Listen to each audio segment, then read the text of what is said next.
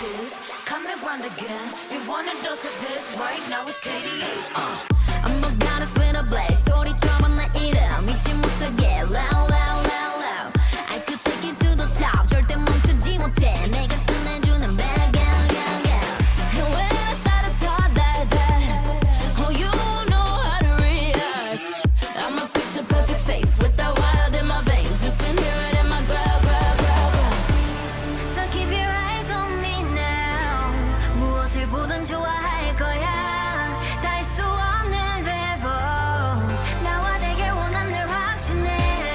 We got it all in our hands now. So can you handle what we're all about? What's so tough? Let's get it, show you out. Can you feel the rush now? Ain't nobody bringing us down, down, down, down, down, down. They could try, but we gonna wear the crown. You could go another round, round, round, round, round, round, round. Wish you luck, but you're not bringing us down. Go hard, till we get it, we go hard. We so in it, we pop stars. Only winning, winning now. Ain't nobody bringing us down, down, down, down. You ready for this? Let's go. See, 언제든지 내 모습 매직 단 한 번에 내가 잡아 절대 기죽지 않지 펴펴 네가 뭘 알아 견딜 수 없어 원해도 원하는 게 얼굴에 보여 I'm troubling you running it I'm so cold When I move that way you gon' be so blown I'm the realest in the game Said I'm on fire with the blade You're about to hear my name ringing in your head like whoa So keep your eyes on me now 무엇을 보든 좋아할 거야 We so tough Let's get it show you out Can you feel the rush now? Ain't nobody bringing us down, down, down, down,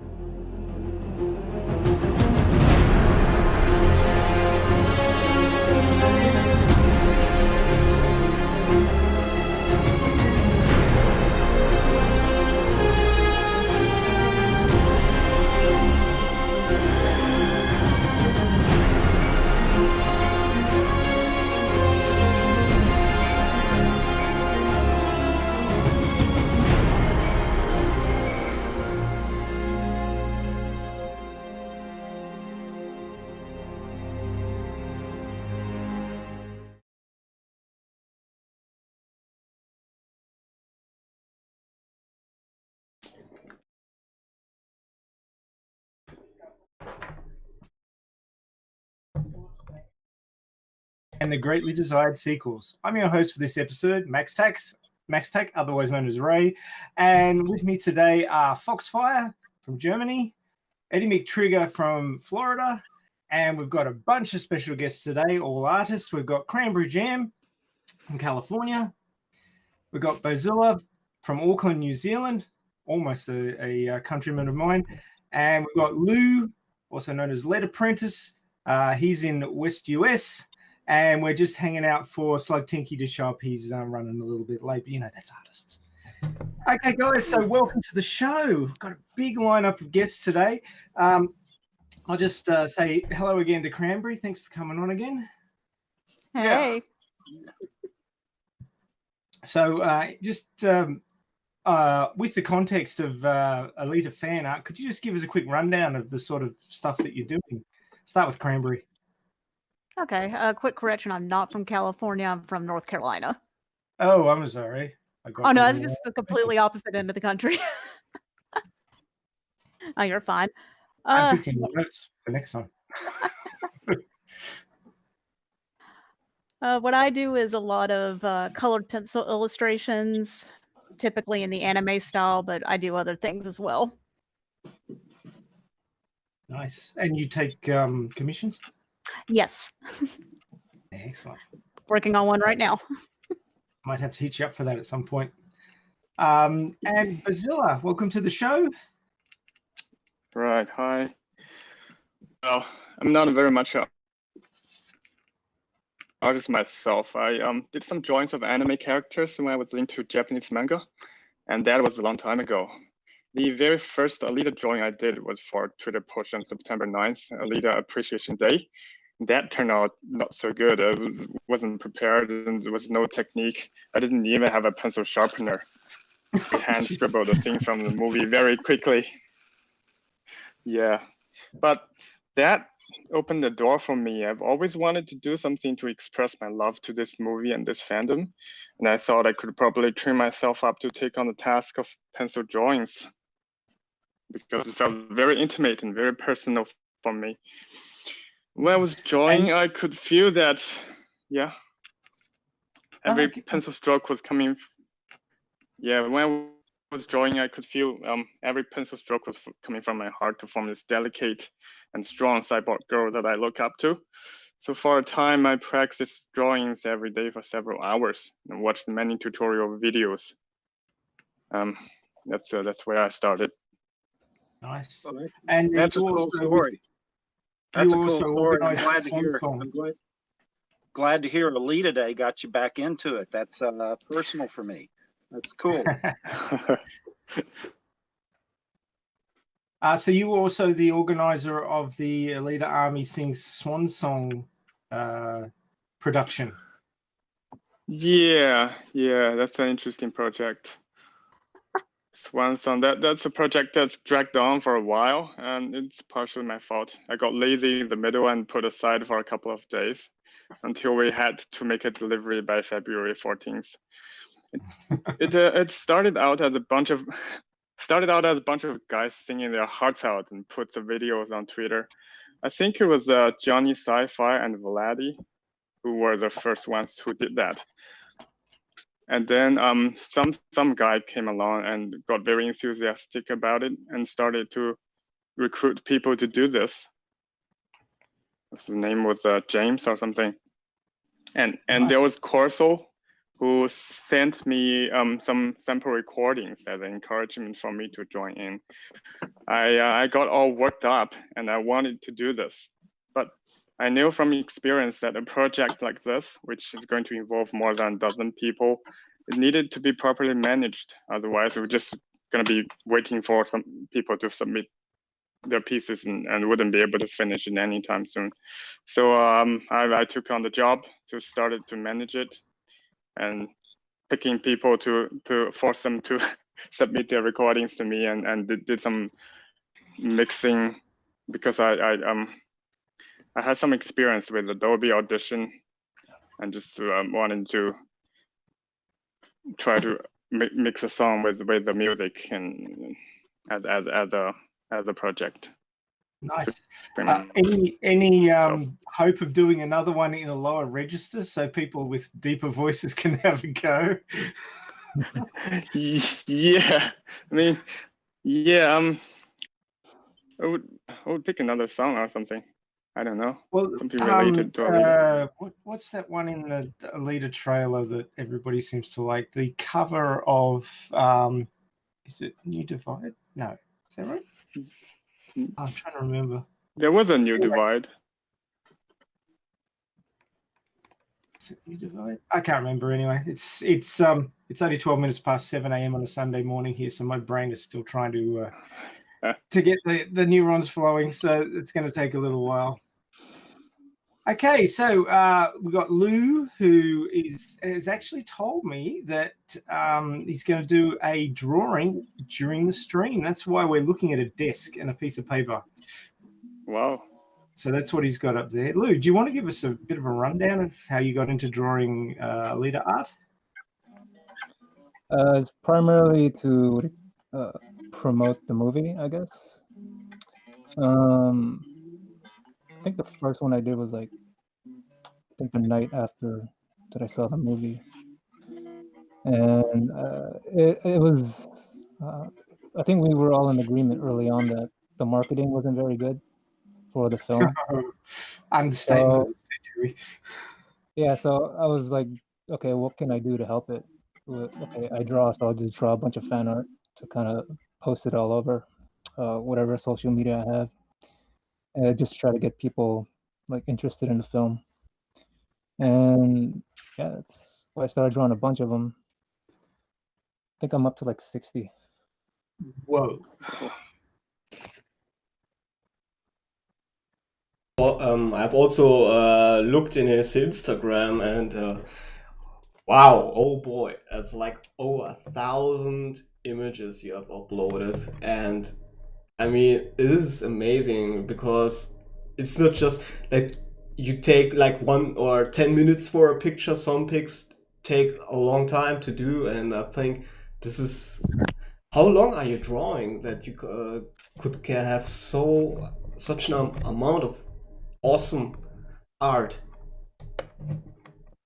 How long it takes each piece? In general, how long you are drawing? Like I would, when some of those pics looks like you take at least a week or so, or at least a few days. So it's yeah, it depends on the piece. If it's like I can't screen share right now because I don't know how. yeah, but yeah. If you want to like just point the camera to your screen. I don't have any pictures on my computer. Oh wait, hold on. Yeah, I've just opened your Instagram, so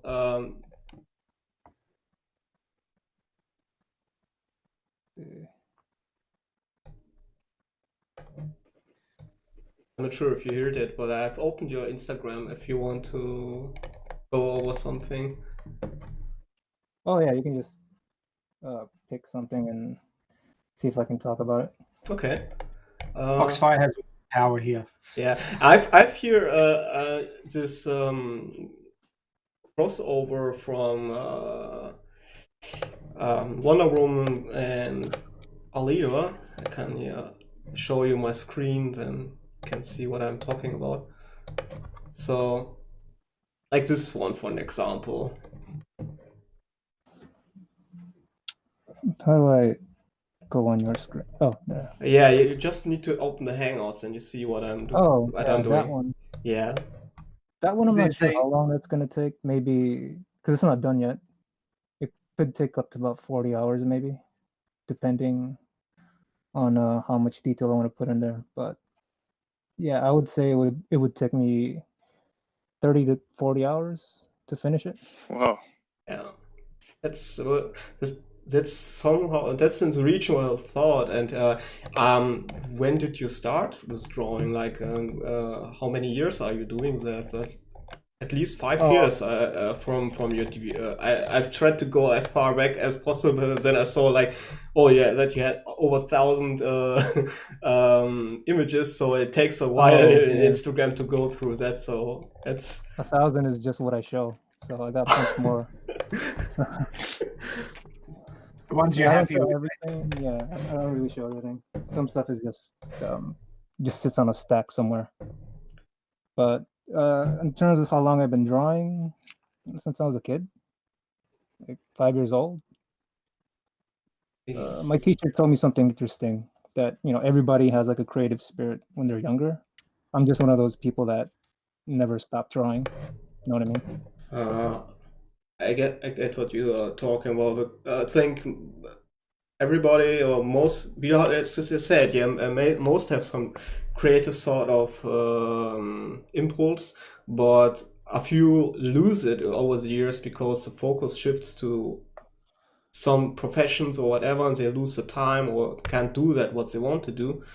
And but if you keep it and foster it and have it as a separate branch, and you can keep it and up to you till the old age, basically. Right. Yeah. Okay, so we've got somebody on mute here. We haven't heard from yet. I'm wondering if that's Slug Tinky.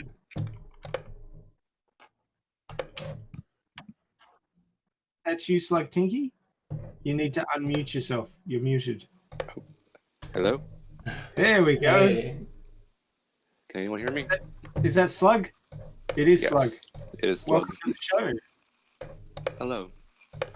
So basically what we're doing here at the moment is just giving a little bit of a background of your art and why you got into Alita art. Do you want to talk about that for a minute? I guess I do have a few words about how I got into it. I mean, originally I wasn't really interested in the movie at first, but the trailer kind of drew me in, and I thought it looked interesting. Maybe I might watch it. And, well, it all changed that day. There's been a few of those experiences. So when did you start drawing Alita art? I originally didn't start drawing there. I mean, that's not where I really started. I've noticed that there was already a lot of art of Alita and very few animations of it. And I thought maybe I should start there instead. Do we have any examples that Fox can show the listeners, the viewers?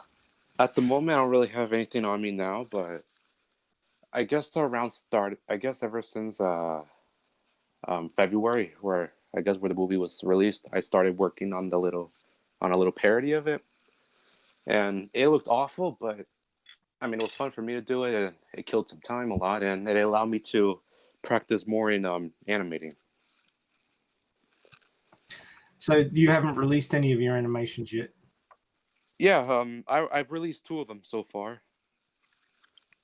Can you screen share those, or can you give a link through the text part of the chat to allow Foxfire to bring it up? How do I access the chat? So if you mouse you on a phone? Yes. There should be a little icon if you tap the screen on your left-hand side, which has got a bunch of lines, a little speech box. If you click on that, that should bring up the text part of the chat on your phone. All right. Let's see. So just pass that along to Foxfire, and he'll get that showing on the stream. But in the meantime, we might go through the news. Now, Lou is just before we do. Lou is beginning to draw. Okay, guys. So you can see that he's sketching out something. Lou, do you just want to give us a quick context on what you're drawing? Just Alita, pretty much, like intertuned desert armor. So the tuned body. Yeah. Excellent. Don't have enough tuned art. So everybody keep an eye on Lou's little box down there in the bottom. If he's showing, he'll be doing a drawing. Any chance, Foxfire, you can have Lou in the corner somewhere? Lou's screen, so the drawing. When I have this general screen up, then people can see this little icon where he's still drawing, but I will also pay attention that I bring him up on the screen so that people can see better his progress on what he's doing. Okay. Yeah. Okay, thanks for that. Alrighty, so let's get into the news, and then we'll get back to the discussion of the art. Right. So news this week. I was had the good fortune to have a chat with the guys from the Movie Cellar this week. That particular podcast isn't out yet. It will be out next Thursday. I did put a Twitter post up about that, and I want all you guys to jump on that Twitter. Podcast when it comes out. We'll blow up their stats for them, just like we blew up their donation page and absolutely shocked them. So to give you a little bit of background, if you haven't heard about that yet, the Movie Cellar did a 2019 Best Movie poll on Twitter, which of course is something that we jump on like a bunch of rabid ferrets. So we all piled on that one. Alita was doing very well against most comers until we got to the semi-finals. The semi-final was against The Lighthouse, a movie which I hadn't myself seen, but apparently had a fairly good following online. So we had to put the call out to get people onto that vote to make sure we won that one.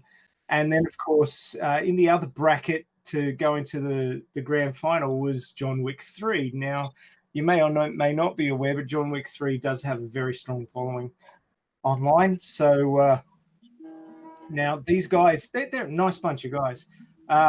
They had been tagging Alita Army ever since they found out about us. So they tagged because they said to me in the interview, they said we didn't want it just to be, Alita Battle Angel 90% and just sit there for 3 days at 90%. They wanted us to have a bit of a challenge. So they tagged a couple of Wick stand pages. And the Wikians got in there, and we were sitting at 20% to their 80%. So that was a big hit. And I remember it was Star of Elian coming into a chat that we have together when we're organizing stuff for the stream, and he jumped in that chat and he went, "Okay, we've got to do something about this. They're kicking our ass. We can't have that." So he started pinging everybody he could find on Instagram and Reddit and Discord, and just went through the whole list of everybody he could find. And we started pulling it back. So we got down to about, we got them down to 66% and us around 33%. And then the message got translated into Chinese and got into the Chinese fandom and the Philippines. And there's a lot of people in the Philippines who are big on Alita as well. And that basically the guys from the podcast said they went to bed, and then obviously it was daytime in Asia. And when they woke up, it had completely flipped. We were then we were 66% and the Wicks were 33%. And after that, it was just done and dusted. It was all over. So it was really great for the Chinese fans to get involved and the other parts of Asia. And we all got together and pushed hard, and we won it. So then they've got this thing going called VHS for T1D. I should mention that this podcast, theoretically, all the movies that they watch are on VHS. In fact, they've watched Alita on VHS, a bootleg copy on VHS, which I said to them, well, that's got to be about 33% of the movie because it really sings in digital, so you need to watch it in digital. And they went, okay, we will. But they had to watch it in VHS for the show. And they said, well, we've heard that you guys do fundraising for Open Bionics. And we've got this fundraiser going for the Juvenile Diabetes Research Foundation in the US. Would you consider putting the word out through your stand to see if anybody would be willing to donate to that? And there's all these tiers that they have for their show for various things that they'll do for whomever donates. So like you get a shout out for, you get to pick a movie and they'll review it. For 100, you get to come on and talk about your movie. And anybody who drops 100 becomes stars of the show. And then they've got God of the show, which is 1,000. So the word was put out through the Alita Army, and they said that in 2 hours we've donated $600. In 2 hours they donated $400. In 4 hours we donated $600. They went to bed and got up the next morning, which was Monday, and it was over $1,000 that the Alita Army had donated, because we put hashtag Alita Army on it. So the Alita Army is now gods of the show, and we're tagged on everything. So there's some good advertising right there. So thank you all, Alita Army, if you're listening and you donated to that cause. That was a terrific cause to donate to. So well done. And of course, it's special to me because I've been a type 1 diabetic for 37 years. So I have yet another reason to be very pleased about this situation. So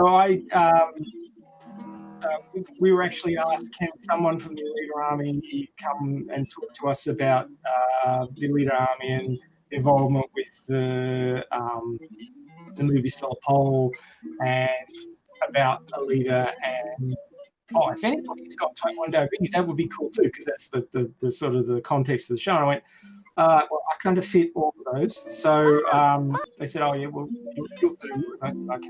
So I went on there and had a chat with them. It went a bit longer than I'd planned.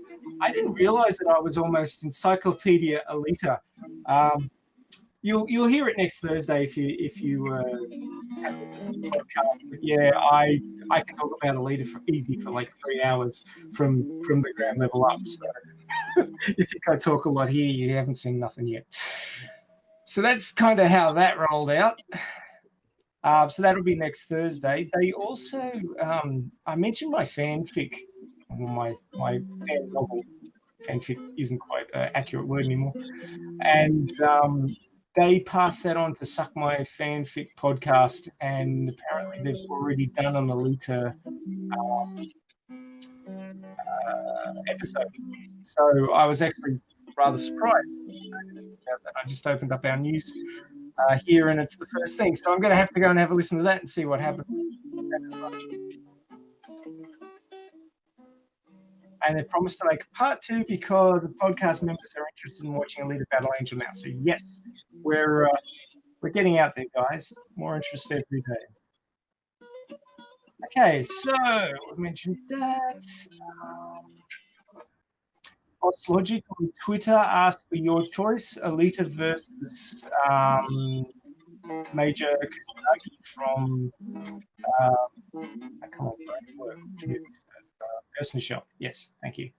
So Ghost in the Shell versus Alita. Which one is better? Well, you don't have to ask us. We know. Not that I dislike Ghost in the Shell. It just doesn't quite have the ring to it that Alita does.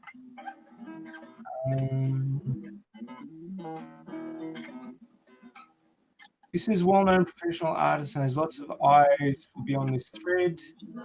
So if you've got Twitter, jump on the Boss Logic thread about Alita and let them know your love. So that's that one.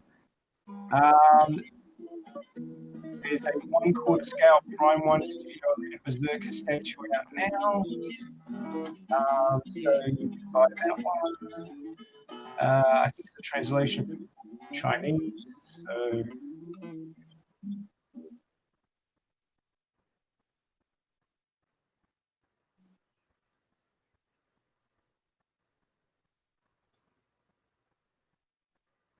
I could hear music. Sorry, that's my bad. I thought I had my mic off. I'm sitting here with my guitar in my lap.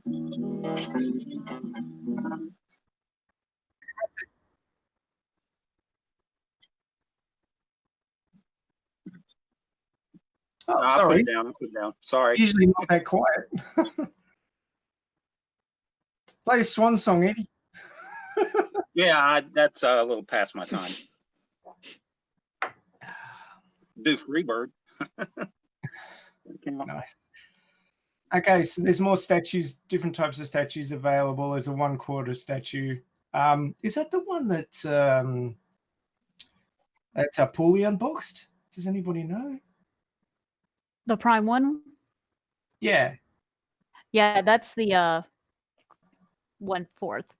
That's the 1/4, yeah. So there's only one type of 1/4 prime one, or one Yes. prime one statue, which is the 1/4. And yeah, so Paulie actually got his and has been blowing up Twitter and YouTube with videos of it. He is severely enamored with this thing. So did you order one of those, Cranberry? I did, but I did through Sideshow, so mine won't be shipping till August. Ah, rude. It worked out because there was a payment plan option. Fair enough. I fully understand that requirement. Okay, Well, so we also have the bust on order, so it was kind of a. Oh yes, the bust. Yeah, I wonder how much that's been delayed by this whole Corona chain thing. They've said on Facebook that right now no delays, but that could change. Yeah. Well, I actually ordered the Hot Toys one, which originally said November last year. Ha ha ha. Still no sign of it. So it's like vaporware at the moment. Okay, so next news article is Alita Battle Angel wins Media Play News Awards with fan votes. Now, I remember this one. This was actually, we voted on this maybe 3-4 weeks ago. This is the Home Media Awards is fairly big, so we weren't able to absolutely crush this one, but certainly got wins in a few categories, including an important one, which was Fan Favorite Title of the Year. So you can go and check that out. But we won Best 3D Blu-ray Disc, Best 4K Ultra HD Blu-ray, which is also extremely good. I've watched that several times. Well worth the purchase if you've got a nice TV or some other way of watching it. I believe Foxfire has watched it in virtual 3D in his. Is it an Oculus you've got, Fox, or is it a different? I've got it. I've got an Oculus. How is it called? The Quest, and this is actually a PC able headset, even though it was considered as a standalone. And yes, you can port the 3D version of Alita Battle Angel to that headset and watch it like that, but it just needs a little bit effort, but it's totally possible. Yeah. Excellent. So we also won Best Science Fiction Home Release and Fan Favorite Title of the Year. So coming up top in 4 categories. I don't know that there was any other movie that managed that. So well done, Alita Army. We got their attention there as well. That would have got, especially with Fan Favorite Title of the Year, that would have got us some views, I think. So that was well done. And then we get on to the news from last week, which was Hollywood Reporter. Now, interestingly, and very naughty of Star, he hasn't got on here anything to do with the thing that blew up this week, which was Christoph Waltz's interview and how it was misreported a whole bunch of times. Did any of you guys see that? I have actually no article ready. Do you know which one did talk about it, or which magazine? I'm not sure. I know only the general gist about it. I think the interview was with Collider, wasn't it? Yeah, the original interview was with Collider, and I remember that there was a lot of different news pages and YouTubers who were talking about that, and a few also along down the line talked about how this quote was misrepresented, and made it like look like Disney won't do an Alita sequel. That that wasn't in his intention to say that. He was just a bit disappointed that they didn't announce it till yet. But he didn't rule out that he never will, or that they will never do one or something like this. Yeah. Yeah, all he did really was wonder aloud if it fit with Disneyfication, which who hasn't wondered that? I mean, it's not a big deal. He basically sort of rambled a little bit from the direct quote and said that he hadn't heard anything. Yeah. And he said that with the Disneyfication, he wasn't sure if Alita fit in with Disney's sort of context, which is fair enough because a lot of people have wondered that.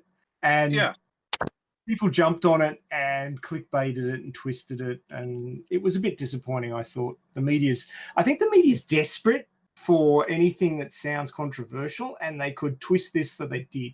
Yeah, it is actually the case when you look over to our brother fandom. They have the same issue, but they have more shit that fits the wall. But there are like 2 or 3 YouTubers who were starting to get on Zack Snyder's back again, and there's even more in that direction for them.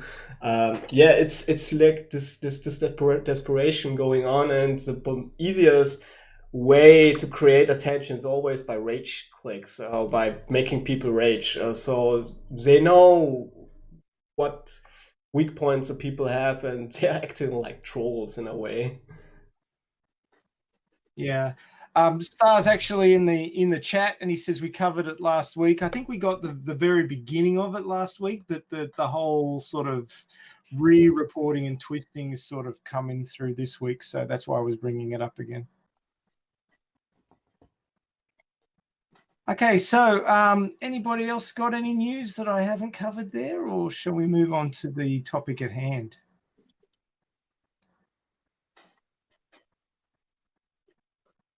I have nothing new so far, so we could go to the next topic.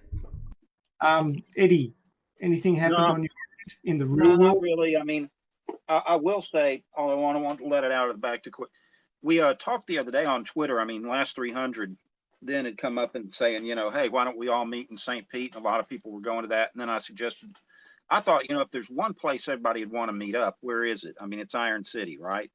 It's Austin, Texas. And Challenger and everybody kind of got on with that.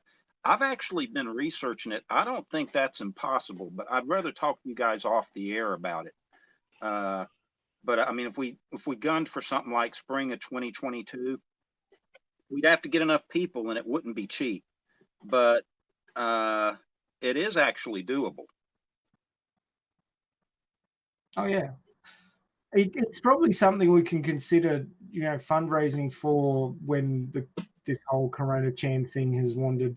I'm going to keep researching it. It'd require a few things, but I'll talk with you guys about it off the air, and then we'd have to have enough people willing to participate. And like I said, it wouldn't be a cheap ticket, but get into Iron City, have Rosa there, etc. It's doable. It's doable. Yep, fair enough. Oh, one thing I'll mention before we move off the news is if anybody is hanging around on Twitter looking for something to tweet about, we're trying to get Robert Rodriguez to show up for the watch party next weekend. So, I mean, it could be, who knows whose tweet will catch his attention. All right. So, tweet out about Alita, say we're having a watch party next weekend, and ask him to show up. See what we can do. Get him to DM one of us if he reads your tweet, and we'll see what we can do.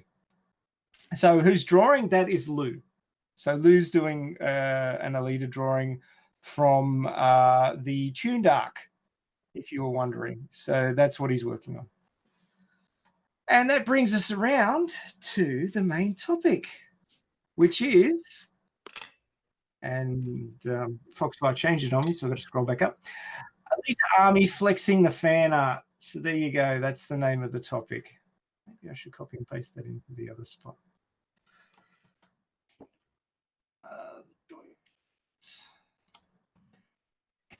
So now, not being an artist myself, well, I'm an artist with words, not with drawings.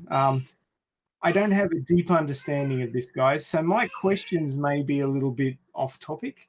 So if anybody else has got any questions, just let me know and throw them up there. Or if you people in the group here who are artists have something specific to say about anything to do with your art, please let us know and we'll just give you the floor.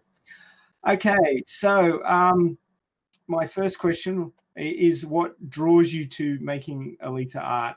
Excuse the pun. So do any of our artists have anything on that point to say? I won't go through each and every one of you and ask you to comment on every single thing, because you may not have anything to say on that, or you may have already covered it. I guess I'll jump in here if that's okay. Yeah, go for it. Okay. I think I was the only one doing Alita art. Correct me if I'm wrong. Before the movie, I've been drawing Alita since the 90s from the manga. So a little I've bit actually got a lot of old art that I won't show. A little bit of experience. It's yeah, a little bit. It's just something of it was one of the things that brought me and Raito together, so it does hold a special place just in that. It's also just Kishiro's art is so amazing, just inspired me to draw it, or to draw his designs.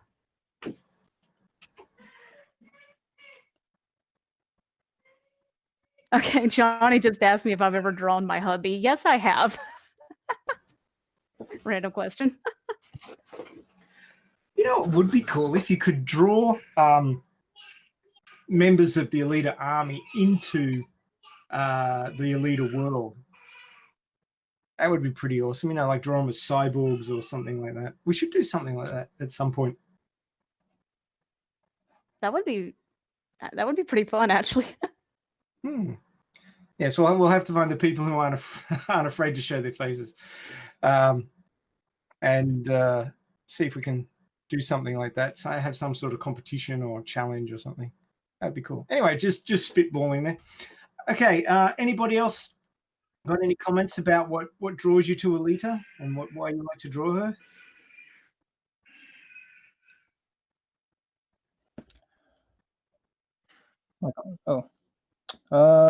So when I think I was in high school when I first discovered the manga in my local library. And I think at the time I was kind of experimenting with like different artworks or art styles, trying to find my own voice in it. And I ended up drawing something that was similar in style of Kishiro. And that was around the time I discovered his artwork. When I looked at it, I was like, oh my God, this is the kind of stuff that I wanted to do. And so, yeah, his artwork has like a pretty big influence on me. Yeah, I mean, you can kind of tell if when you look at my work, you might see like a little bit of Kishiro in there in terms of like the stylization, I guess. Yeah, it's cool. Obviously, when I'm writing, because I can only compare it to writing because I don't draw, but when I'm writing, there's a lot of different sort of stylistic things that come into it from things that I've been reading. So obviously, when you're drawing, you pull in ideas from other artworks that you've seen. Nothing is 100% original. We're all affected by everything that we view and experience. Oh, I love that one. The Wendy Alita. Yeah, that's a pretty fun one, definitely, what he did. And it's basically born completely out of the Twitter discussions we had with that company. Yeah. I swear that they need to get the Alita Army on board with their marketing and their promotion when the sequel comes out, because we do it better than their whole bloody company did. I swear to you. Yeah, there is like no lie. They should just hand over the the fan account and let us do the work. Like it's like it has 30,000 followers and it's just got to waste, like because they don't do anything with it, and it doesn't cost much to keep that going. Like you can do it for free if you want. Wasn't there? I think it was Star was messaging him saying, "Look, you've got 996 tweets. Can you just do 3 more, please?" Yeah. And get it to 999. I thought that was cute. So yeah, I mean, Wendy's might be interested in a sort of collaborative advertising thing for the sequel and get Alita out there. So I reckon it could be very popular. Just got to get that green light, and then we can move forward with all this fun stuff. But in the meantime, you artists keep knocking this stuff out of the park. I mean, I love these artworks. You just have to look at the artwork that's popping up before the stream that Foxfire has collected. Huge amounts of really, really good stuff. Yeah, and I need to update that video because there's so much new content there that I haven't included in that animation. I had recorded that one from my MacBook because it has an awesome inbuilt slideshow, and you don't get that for Windows, so I had to record that. So I need to do a new video because there's so many cool new fresh Alita fan art, and I have once done for like not a year but like half a year before I went into many artists I think Instagrams and etc. and looked if they did something about Alita, and what was interesting there was when you looked at those fan arts, no matter the artist, I've seen that Alita was always one of those that had the most reactions or the most kind of interactions that could even rival prominent characters like a Batman or a Wonder Woman, and you couldn't see any difference. Like she's like a top tier character for the internet, you could say. So it's interesting to see.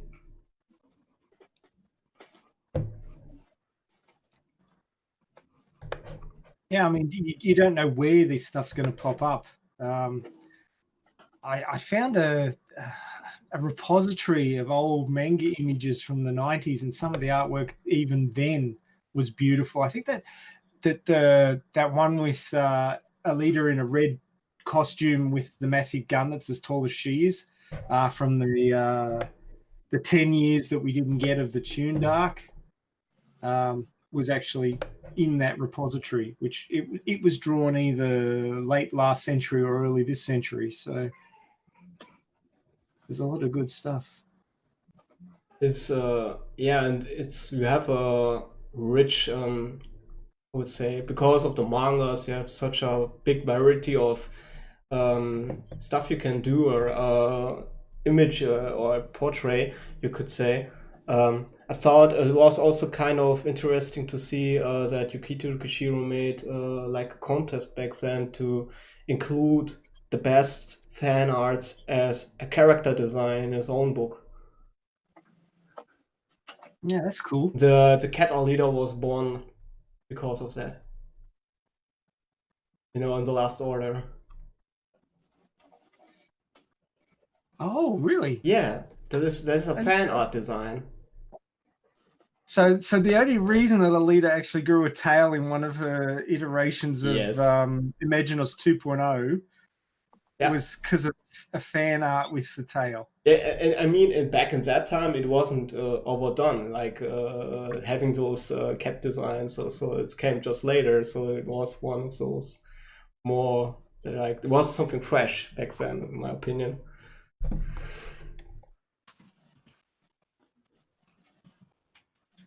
Things you learn.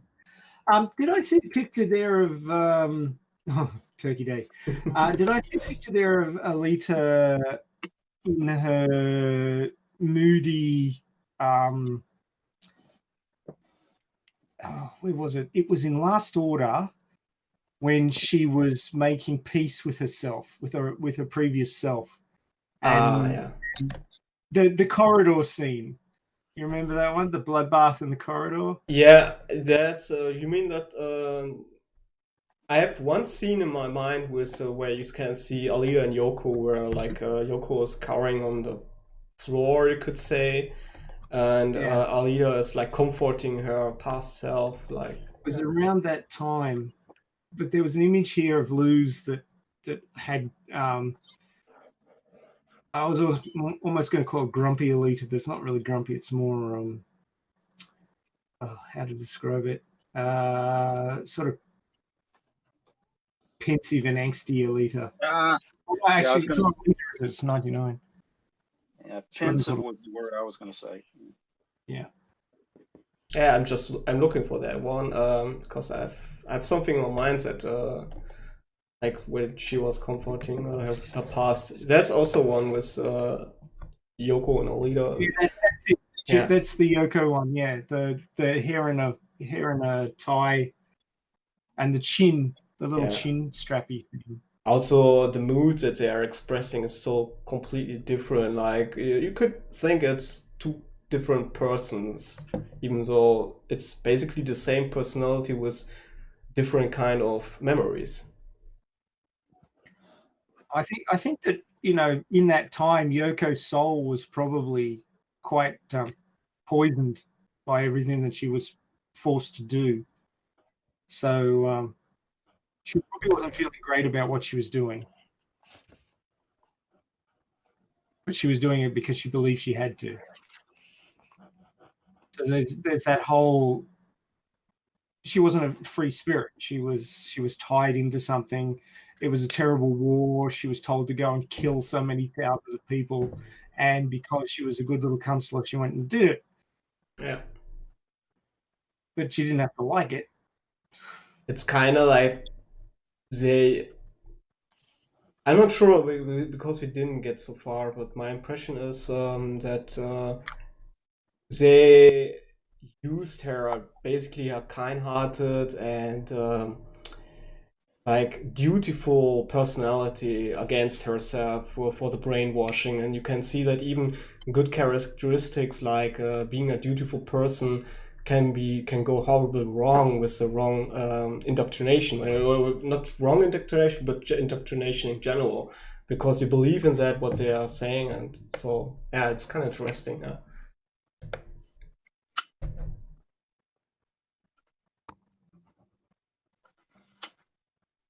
I see. Individuation. So 99 Red Planets has pinged me here and said individuation. Not quite sure what that is. Something to do with individuality, I'm sure. But anyway, so we kind of wandered off the topic of art into what Alita was up to. I'll jump back to my questions here to bring it back on topic, which is what are your favorite medium and tools? As in, are you digital? Are you physical? Are you pencils? Are you paint? What sort of things do you like to use to do your art? For me, preferably, I like just regular graphite, pencil and paper.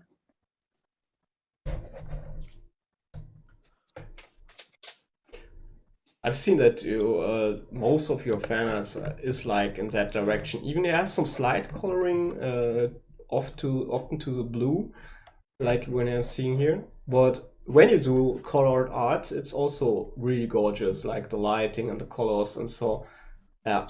So I like that part also. Oh, the eyes on that guy. My Arnold. Like the anime Arnold. Oh yeah, because in Japan they call them Shuachan. So I don't know. I just do that. Give them anime eyes. It's a rare thing, or you usually don't see at all for male in a specific age. Like for kids, yes, you kind of see the big eyes, but never on older man or even adult man. They have always saw this very narrow eyes, like badass looking eyes, and that's quite different in a man than in a woman. I did see a thing where they were talking about that, and they were saying that in general, the wide eyes are reserved for innocence. So children and women are supposed to be more innocent than men, according to Japanese culture, whereas the men are supposed to be hard and tough and all this sort of stuff. So they don't get that treatment very often. The big eyes is also for what do you call it? To show emotion easier, for in terms of like animation. Yeah, it's for expressiveness for emotions on characters. It was supposedly copied off Disney, early Disney characters. Yeah. I think also we are all witness how impressively that worked with the live action. Like many people were at first freaked out by her big eyes because they are not used to it, but when you're looking at the movie, like it is almost hypnotizing, or to look just into your eyes. Even if you look on many of the still images, like one of my favorite still images is when she is driving slowly into the on her rollerblades into the stadium, like in the end scene. Like the eyes are perfect in that situation, and the lighting is perfect, the shadows, everything, and you have like, well, you can watch into your soul in that moment, and it just draws you in. So it's so amazing. That was when they had the close up of her face, and she's running into the stadium, and the lighting keeps changing on her face, and you see sort of these different sort of it's not quite feelings, but it's that sort of different temperature thing, and all through it her eyes just stay hard and sad and angry, and you can just see it all sitting there. Yeah, the big eyes thing too, I'd throw in there. Actually, it's kind of a credit to the movie and part of its success, because people getting upset, disturbed by the eyes, they don't get disturbed by the eyes when they're on a Disney princess or something like that. But Alita came across as so real.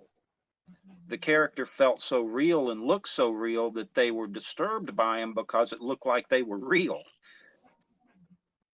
Well, they did such a good job of Alita that they almost deleted the uncanny valley. And if it wasn't for the eyes, people wouldn't have been really able to tell, I don't think. Yeah, but I mean, they looked so real that they were disturbing, because Westerners have seen them plenty on other characters over the years, but never on one that actually appeared like they were a real person. Well, it's sort of like the way our brains have been trained. We look at the stylized characters from animation, and it connects into your brain as animation.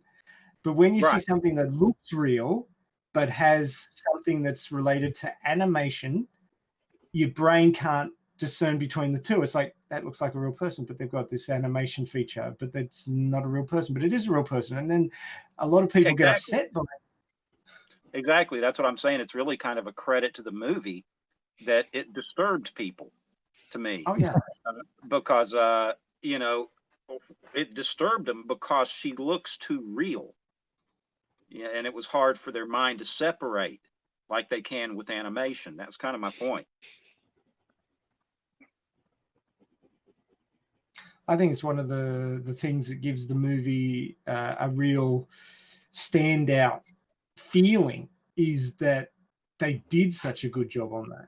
I mean, the number of people who stand back there and you know, throw shade and say, oh, it was mostly green screen and rah, rah, rah, and this and that and the other. And I go, actually, no, you're completely wrong. It was mostly physical sets. It was only the motorball where they couldn't build a motorball stadium that was fully animated. Everything else had physical sets because that's the way they did it. They wanted it like that. So you sort of, I don't know, these people who consider themselves pundits about these things were totally wrong, which I find quite amusing, because if they're totally wrong about that, then their comments, their shade that they're throwing is totally wrong as well.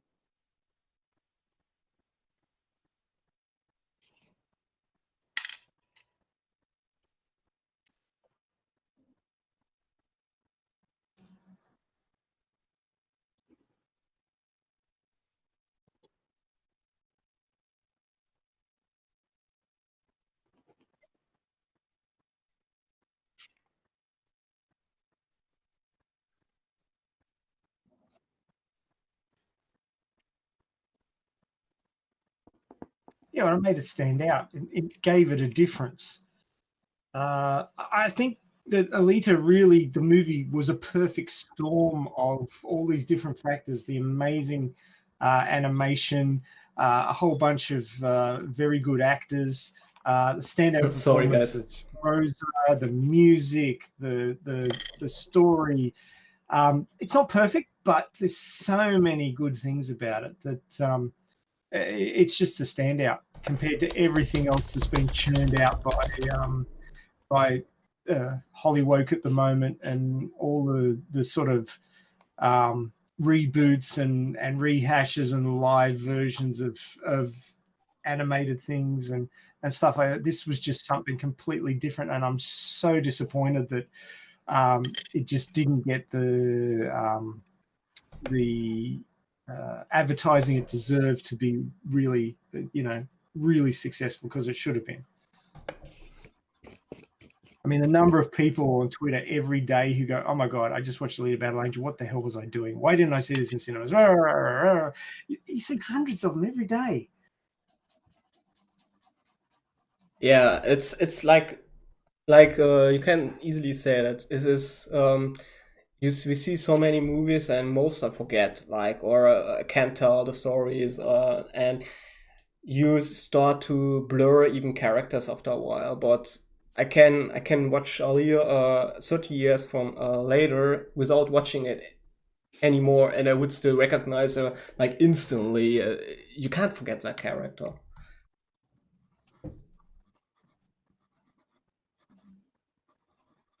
You're absolutely right.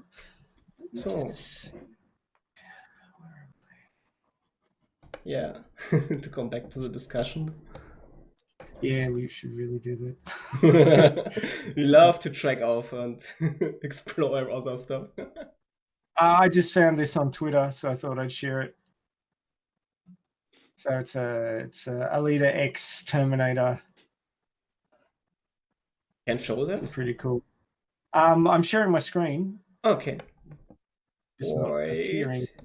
This one. Yeah. That's cool. I've seen it today. So, I hadn't seen that one before. Yeah, that's I'm a little bit behind tweets.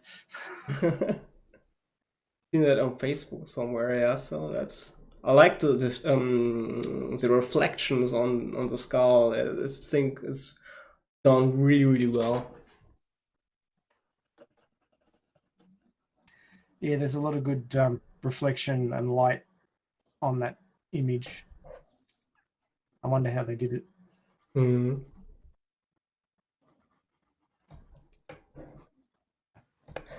And Lewis, wow, he's came pretty far. Yeah, I guess if you've done hundreds and hundreds and hundreds of drawings, you get a style working, and you just go for it. uh, I would I see the outline of a ballad song there.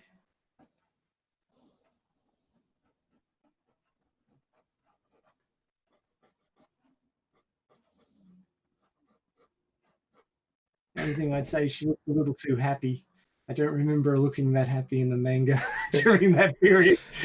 There, like in the manga, it's like those brief moments when she is like with in the beginning with Hugo, or when she was with a figure of four. Like one of those images was when with the raining fishes. You know, that was like Yes. one of the Yes, you're right. happiest moments she had in the whole series. Like it was, when you get to that point, it really feels deserved also, when because you see so much that she has to go through a lot of bullshit that life throws at her, and when you get to that moment, they feel really earned, not just for her, but for yourself as a reader as well.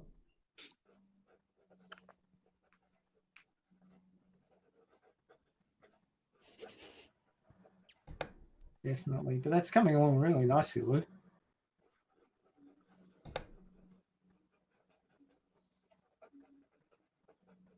You hear him, that's scratching.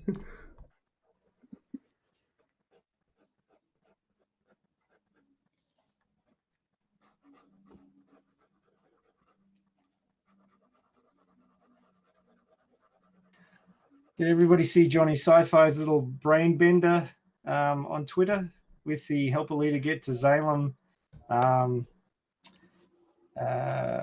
maze and the word, what would you call it? Word scramble? Yeah, I saw the maze thing. If I'd known how to do it, I would have just drawn one where it's just a straight line to Zalem and blowing all the walls up. Oh, yeah. Just riding a rocket hammer to Zalem. Yeah. Yeah, just smashing straight through and going to Zalem like she'd go through a maze. That's funny. Yeah, I actually sat down with I wrote all the letters out and cut them into squares and was moving them around on my desk. I went old school on it. And I figured that one of the words was Nova, which then you couldn't use, there wasn't enough letters to make kill if you had Nova in there. So it obviously wasn't kill Nova. And I had I kept the Nova letters aside because I actually solved this. I kept the Nova letters aside and I had the rest of the letters and I put them into an online word thing that tells you words from the letters that you've got. And I was scrolling down it and I saw flan. And I went, hey. And I took that word flan. You know, what would the other word make? Likes. Okay, there we go. Solved. So that's how I did it. Cool. But yes, flan was the thing that gave it away. I'm just scrolling through Twitter trying to find our question of the week tweet, but there's so many Alita Army tweets. It's the hashtag Alita Army account is now up to 10,400 plus tweets. So you can see the work that those guys are doing. That's just wait a second. How many tweets did you? 10,400 plus on our Alita Army. Yeah. Wow, that's amazing. Like, wow. It probably counts retweets, but when you've got on the official account, you've got 996. And it's existed much longer than the hashtag Alita Army account. Some of those would be retweets. Well, actually, a fair chunk of those would be retweets. But yeah, this is what I'm talking about, the advertising. We could do it like way better, basically. When the official Alita Army account, did you say how many they did? How many tweets? 996. No. Ah, 996. Yeah, I remember. There was 3 missing, yeah, that Star Value mentioned. I mean, it's not bad, but if you think about that they did this 999 tweets in the span of many years, like I think they started in 2016 or 17 when they got basically the green light, or remember a bit before, and then they tweeted like a few things per month when it comes up. Like they didn't do much to if you draw this amount up over many years, it's not much what they did in terms of posts. Like they never did that amount of work that an Alita Army channel is doing, like the our Alita Army account is doing. Like if they did interact with people like that, it would be just from the Twitter side of things, it would have been so much better.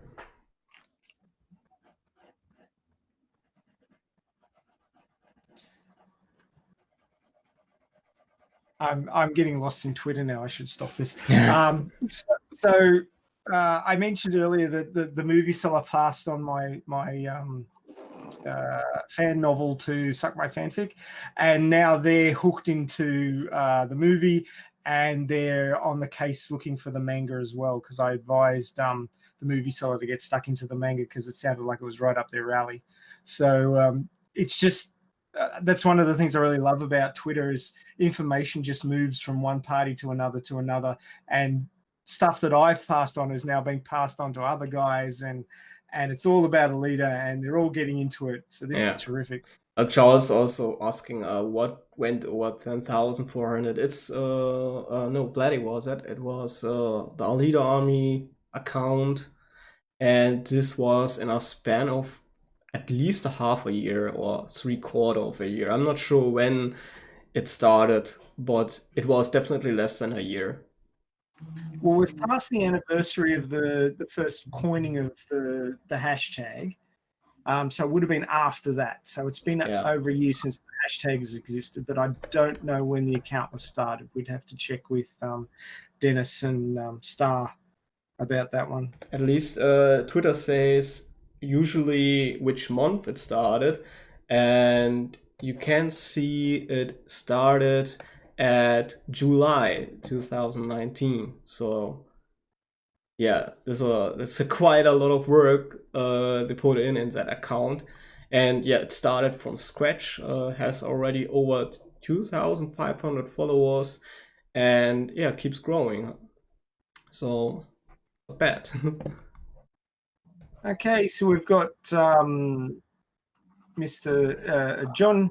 John is in the chat. He's listening in. G'day, John. He's not on the stream today, though.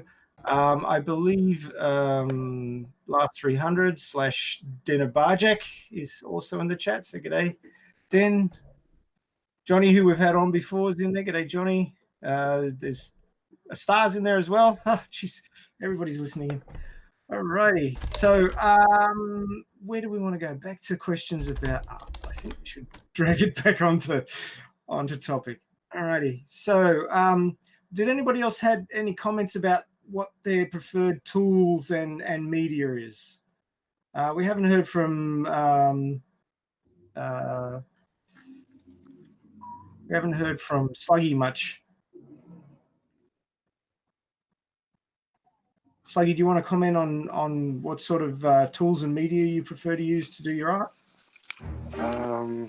Well, for me, it's mainly on my phone, so I guess my fingers, if a finger does count as a tool. It totally counts.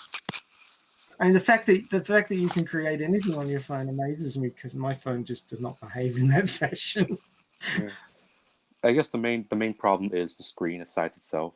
It's small. It does get it takes time to get used to, but yeah, I eventually work it out. I eventually get used to it, and over time I get better.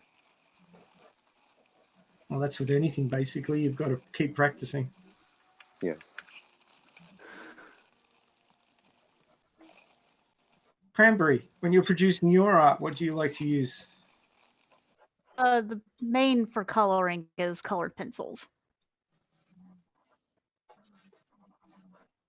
I typically use either. Oh, Sorry. And you work on art paper or? is there- Typically either cardstock or Bristol board.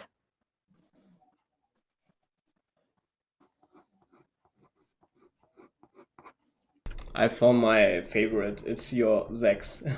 That Oh, that's so old. It's so old. But it's amazing. I love it. Like it's perfect on character. Like the way he smiles and grits his teeth and stuff. It's perfect Zex.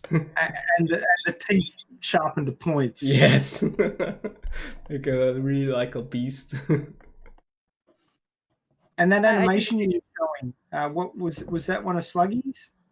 That one was in the back. That was of Sluggy, Uh-oh. Meowita. Uh-oh. Uh-oh. Yeah, keep doing that, Foxfire. Keep dropping the Sluggies in there. We got to get him some. Animation time. Oh no. I did see. It was back in June, around when the Blu-rays were dropping around the world. There was an animation there. I don't know if it was a particularly difficult one, but there was a couple where there was an artwork of Alita posing, and then there was like either leaves or embers or something floating behind her. And then there was one that a guy did. I doubt I could find it on spec, but basically he was using it as an intro for either his channel or something like that, where Alita sort of turns around and looks at the camera and then whips a sword out and sort of does a jump spin with the sword. And as the sword comes through, it sort of blacks out and has the guy's online handle as the name there. That was as a GIF, and that was pretty damn good as well, because that was sort of animated artwork. It was really good. Mm-hmm. Do you remember seeing that one? It was on Facebook, was where I saw it. I'm sure. Ani-chan, where have you taken us?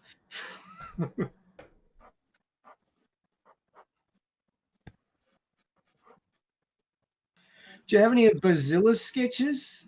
I think I have those up. Yeah.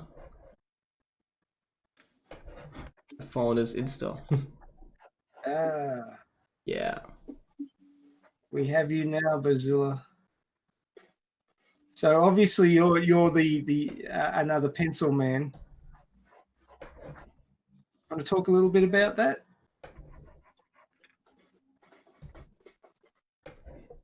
Is he still alive? Well, he's He's muted. muted. Yeah. So Yeah. he's talking to us, but he's muted. You need to unmute yourself if you're talking there, Bazilla. Oh, there's the Balla song getting drawn too. Oh, it's all happening. Bellas. You mean that knife, or what do you? Yeah. So it's called the Balla song blade, the one that flips open. Ah, okay. I wasn't That's aware that. of that word. Yeah, I only really learnt that a couple of weeks ago. You hear things out of context and you're not sure what people are talking about, and then you eventually go, "Oh, okay, that's what that's called."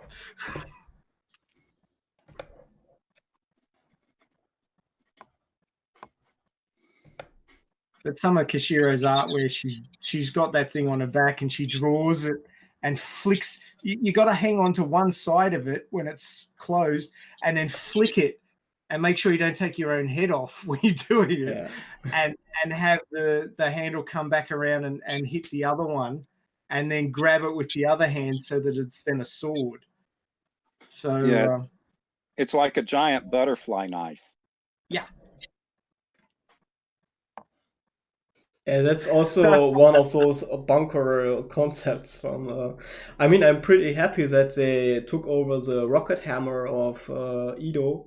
I would have loved if they had this oversized butterfly as well for the Damascus blade. Well, Like- it doesn't come into play until the Tune Dark. So we haven't got there. True, because before that she had it only as an attachable sword to her arm. Like that part they integrated into the movie in the end. So yeah. Okay, that might come still. That would be cool. Yeah, so the way they modified the blades, she never really had a sword in the early part of the manga. It was she just used her hands, and then when she got the berserker body, she had the plasma fingers. Yeah. So that's what she was using. And the blades didn't come into it until the motorball arc. So I guess because motorball moved forward, then they moved the sword forward as well. But the sword was originally 2 blades, which was one on either arm, which is a fighting technique from actual Kunstler fighting techniques. It's one of the techniques of Panzerkunst. And it's actually shown in one of Kishiro's drawings of Gilda that she's got the blades on her arms. She's sort of in a pressure suit with blades on her arms. So it's not something specific to Alita. It's actually a Panzerkunst style. And then during the motorball arc, the 2 blades get broken, or one of them gets broken. I can't remember exactly. And then her manager, whose name escapes me suddenly. Ed. Help me. Ed, yeah. Ed. Yeah. Ed. He takes the 2 broken blades to a weaponsmith in the junkyard, and he reforges it into a single blade.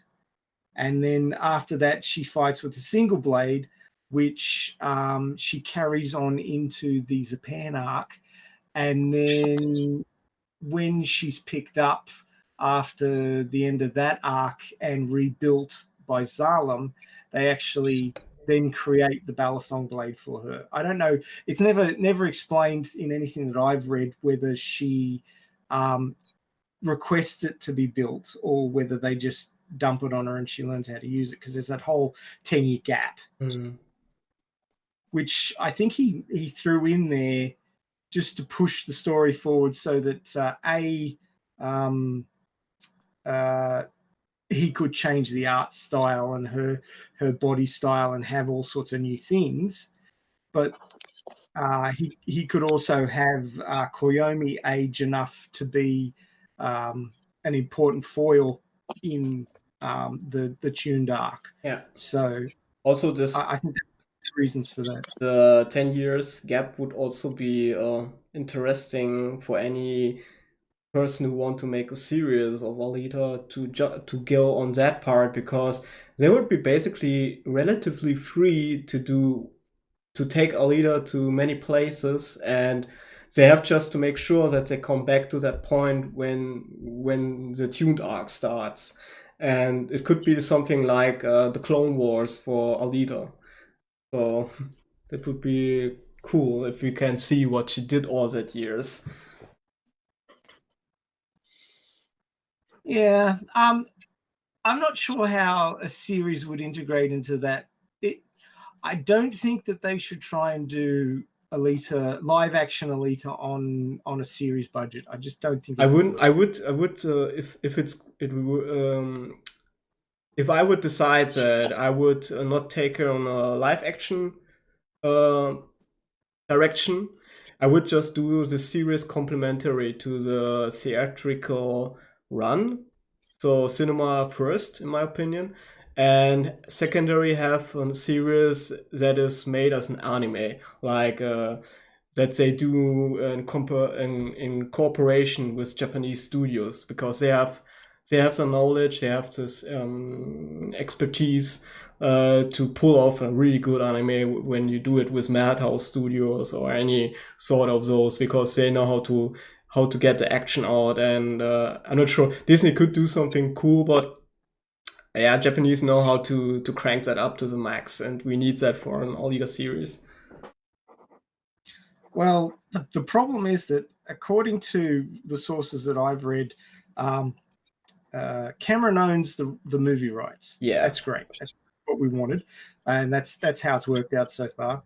But the anime rights or animation rights to the story were with Fox, and I think he didn't want to buy those, but they were part and parcel. So Fox bought that bit and sat on it, and Cameron bought the bit he wanted. So the animation rights, now that Fox is part of Disney, or should I say 20th Century Studios is part of Disney, it belongs to Disney. So Disney have those rights. Now, certainly, if you were going to do the hardcore nature of the manga any justice, you wouldn't be putting it on Disney Plus. That just would not work. Yes, even Alita in a current situation would be too much for iteration would be too much for a Disney Plus channel.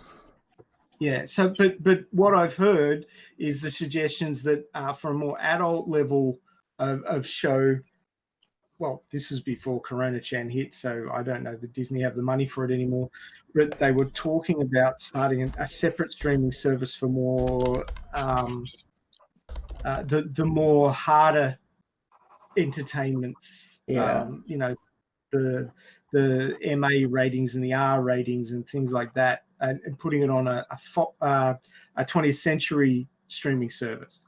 So separating it physically from the two, separating the two. So you've got the sweetie cutesy Disney Plus, and you've got the more mature orientated 20th century streaming. So that would work. One thing is also, yes, it is still with Disney, but since they're in a quite predictable situation, it might end up that they sell those rights in the end. It would make a good buck for them, and they are not able to do anything right away with Alita now.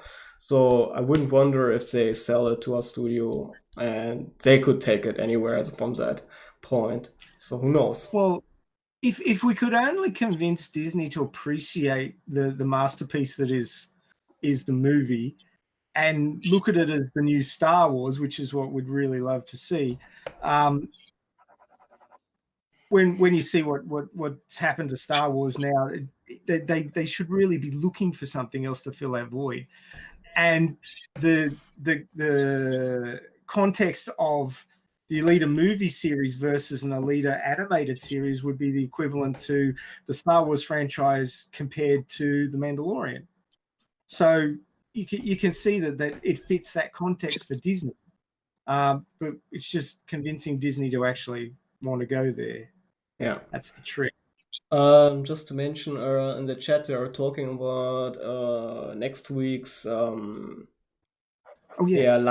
tweet storm we want to unleash, and there's this. I was going to bring that up. There's like we shall like that we should aim for 30,000 or whatever number, and think it's all attainable, etc. But the focus is now like, is it better to have memorable tweets, or is it better to have a high number of tweets? And my belief so far is that Twitter also realizes if somebody is writing in a bot-like fashion, or if somebody is like putting effort in their tweets. And you never also know who ends up reading those tweets. And if it's like a bland text, they might not interact with it. But if somebody reads those two and it's a well thought out thing, and he likes what he sees, then he will reshare those tweets, and those reshares goes to the count of those 30,000, 40,000. Like each of those interactions count too, and I think Twitter boosts such kind of content then if they see that people interact with it and not just dumping it. So I would say quality goes over quantity. Well, Twitter is one of those things that you've got to say a lot in a little bit of space. If anybody wants an example of a tweet that can get around, the one that I got the most interest in the early, it was the January Twitter push, is pinned to my account. So have a look at that. That got over 60,000 impressions and about 16,000 interactions. So, and you've got to sort of craft it in a way, I found, that engages people. And it's usually an emotional call out that gets them interested in it. So I would try and angle it in that fashion. But you've really got to say something that engages people in a very short amount of words. So you've got to use every single word to its utmost, as it were. But we can even get Eddie doing it now because he's on Twitter. I was going to ask you to explain how you actually what happens here. How do you do this? So there's an inbuilt part of Twitter called TweetDeck, which basically allows you to queue up a whole bunch of tweets and time when they're going to be released. So you don't have to sit there for that first couple of hours tweeting like a madman. You can actually spend the next week. Well, actually, no, it's it is a week, isn't it? We've got a week. Is that right? I don't have the timer in front of me.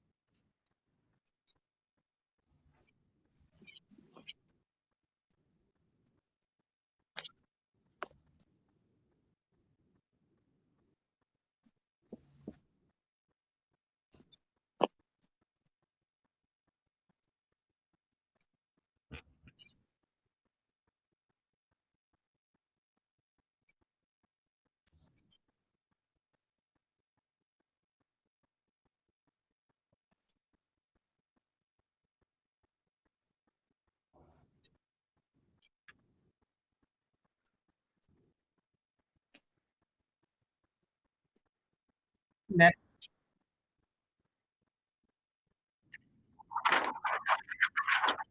important, if you go overboard, they will block your account. Oh, I should be so lucky.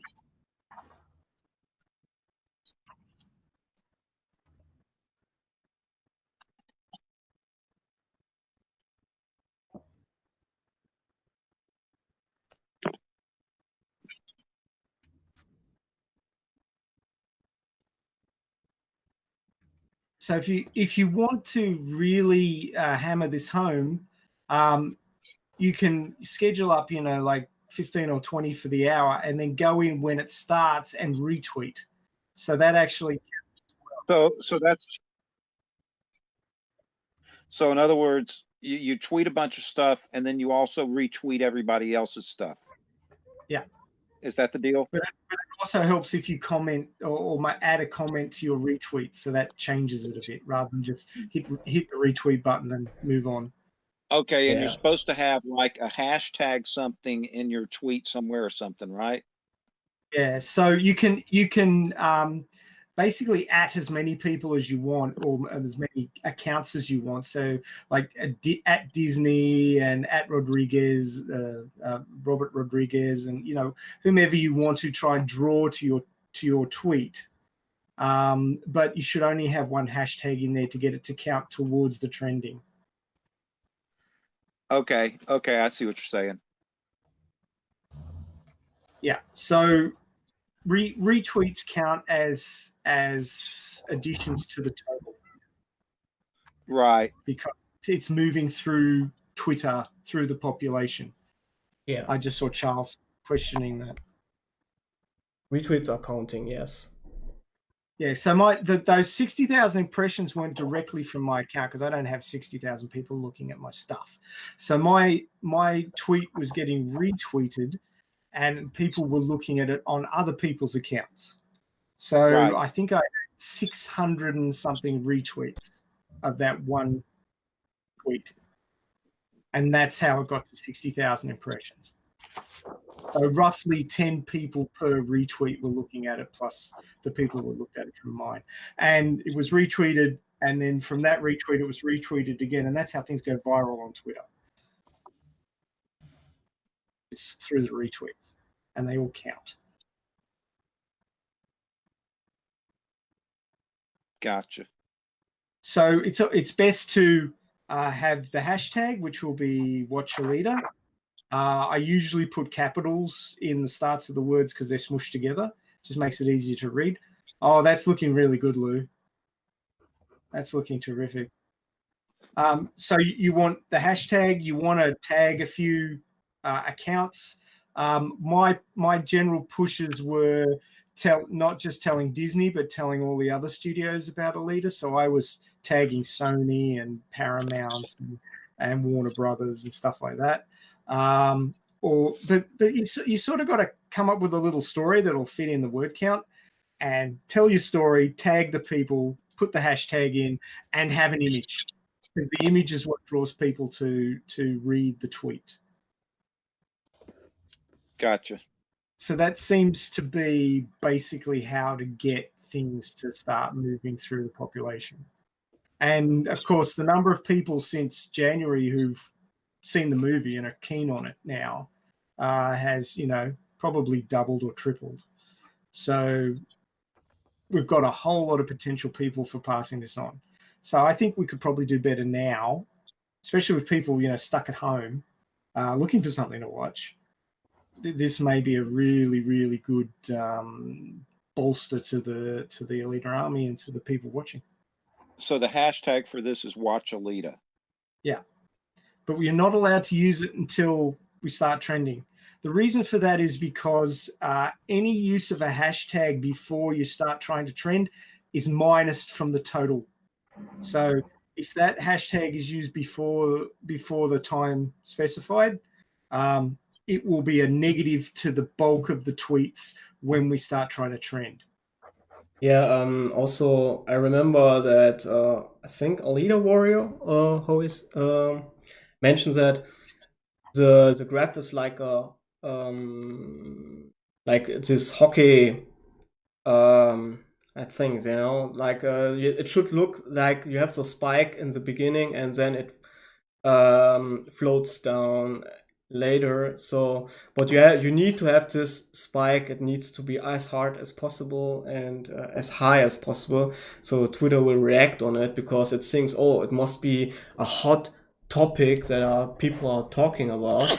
And you need to have that. And when you're later in the later stages where it flows down, you just need enough to keep it up. So that's basically the part where tweets get collected, even though it's not the hot topic anymore, but the count goes still up. So it's like a lower flame.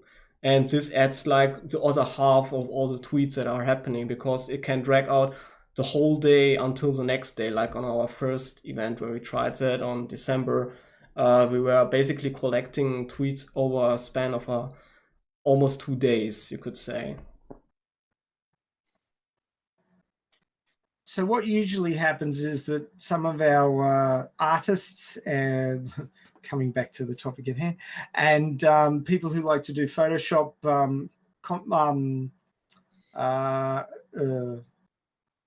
mods and things like that for images that we've seen a few of flicking up there in the corner of the stream here.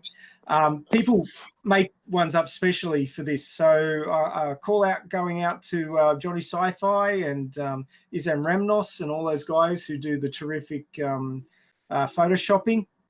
Let's get some photoshops for Watch Alita. See if you can come up with something that will get trending and go viral. And that will also help. So if you have any cool ideas for Alita drawings or Alita photoshops for this week, hang on to them and use them for that, because that will help as well. That would be also very cool. I think it is like always hard to because somebody I think Charles mentioned it to get like somebody like Rosa on top of that, but it's hard to get that.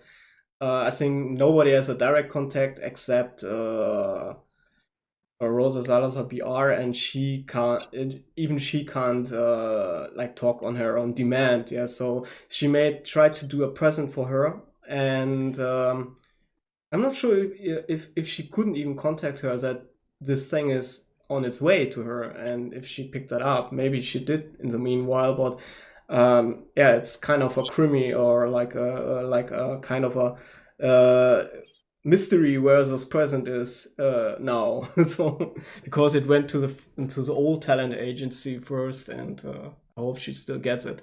But so I just hope that Rosa Salazar picks it up. In the afterwards when it happened and media is talking, because media is always in between us as fans and those stars, and yeah, it's a natural order of things, you could say. So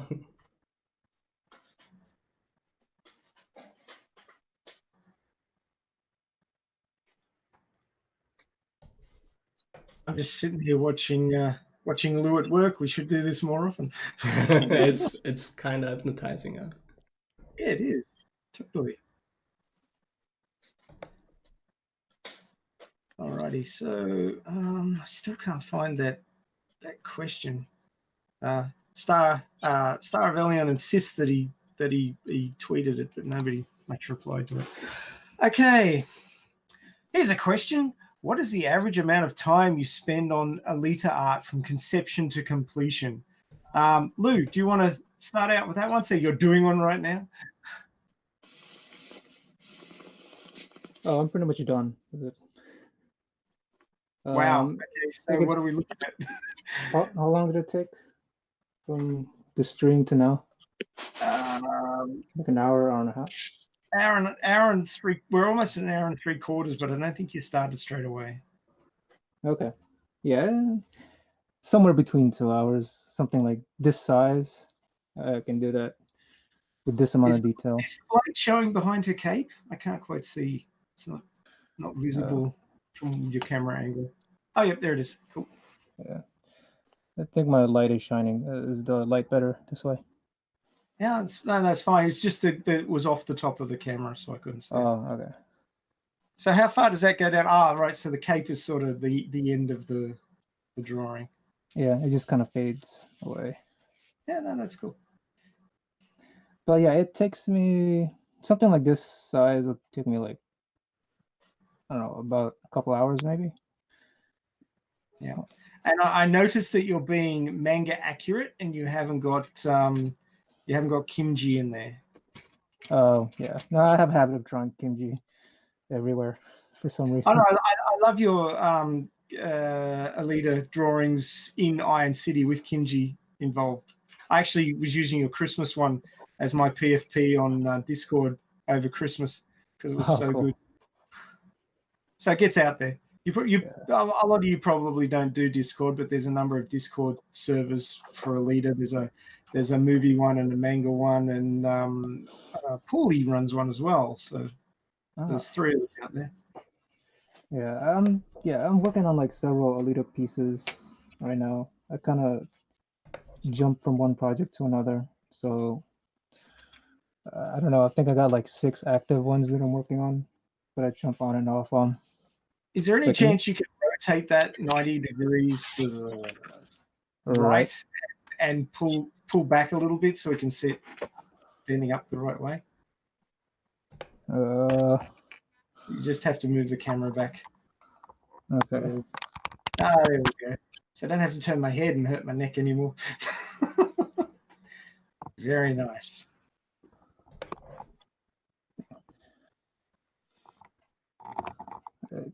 All right.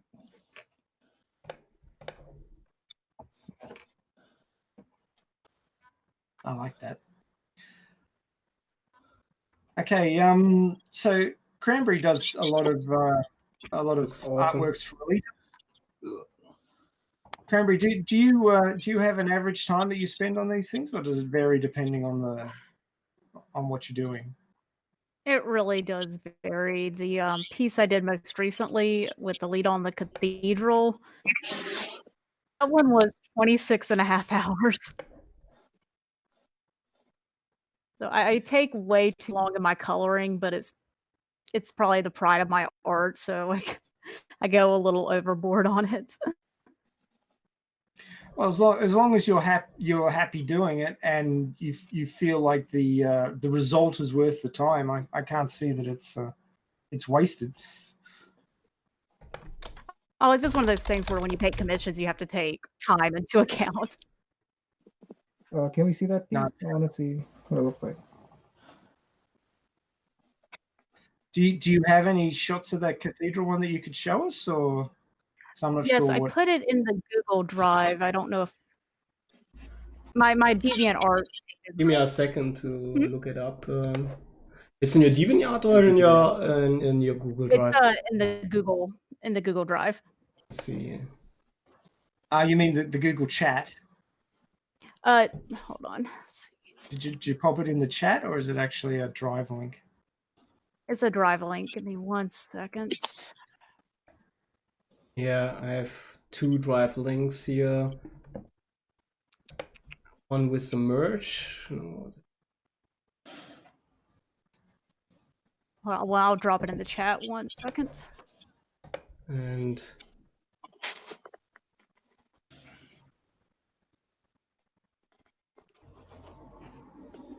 I have one with some art there.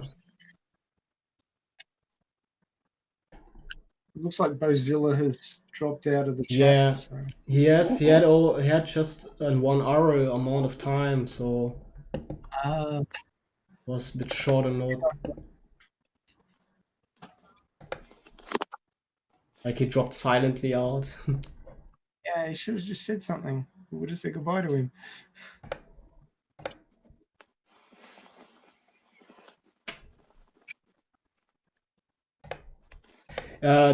Also, this one. Okay. I had this up here. Hope you guys can see what I'm putting on screen.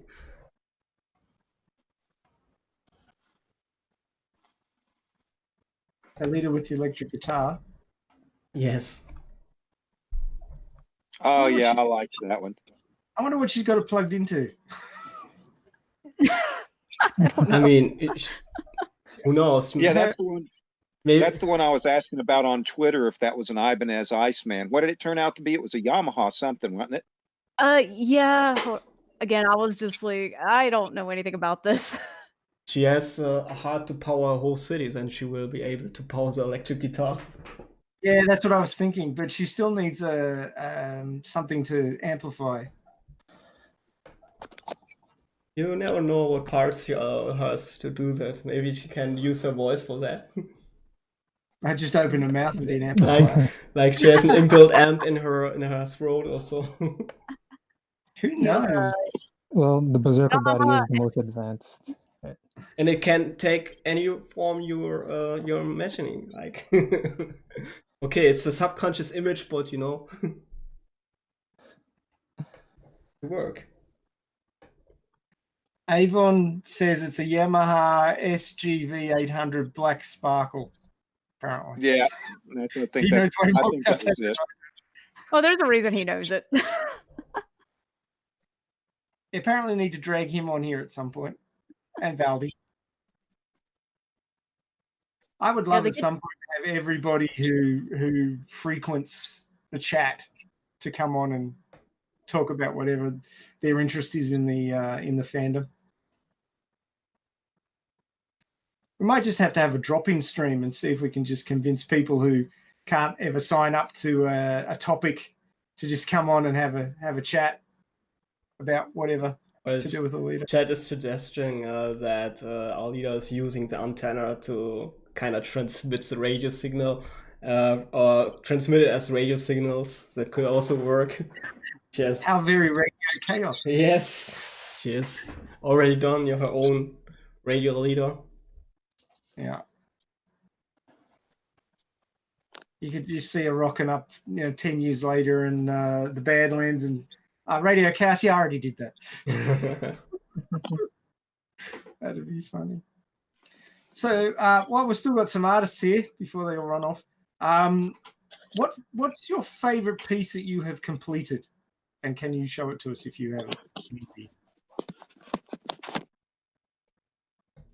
Right now, the guitar cathedral one, because that was a challenge. But I also really like the Chibi Angel Alita I did. That one was fun. What was for you the hardest part on doing the cathedral? Was it the color or which part did make you trouble? The perspective. Perspective.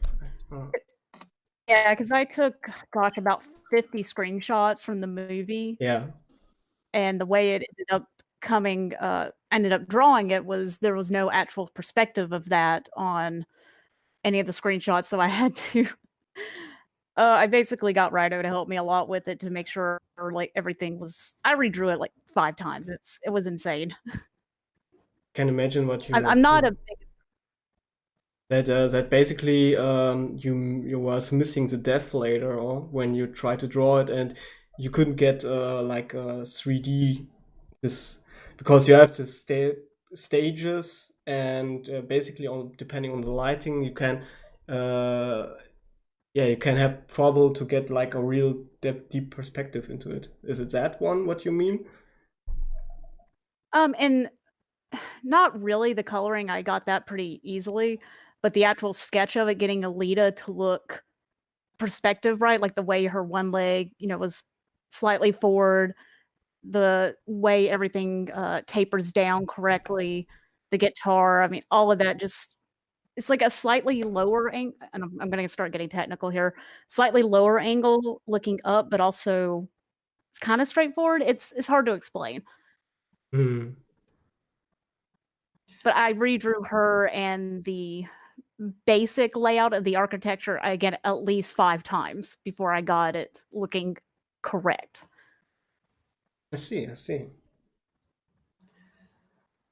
So just like I've said numerous times, guys who are listening, if you're not into art, you don't understand what goes into fan art and all the other things that people are making for the Alita fandom, for you guys, and for getting the word out there. So whenever you see anybody who's put effort into stuff like this, even if it's not quite your cup of tea, just show a bit of appreciation.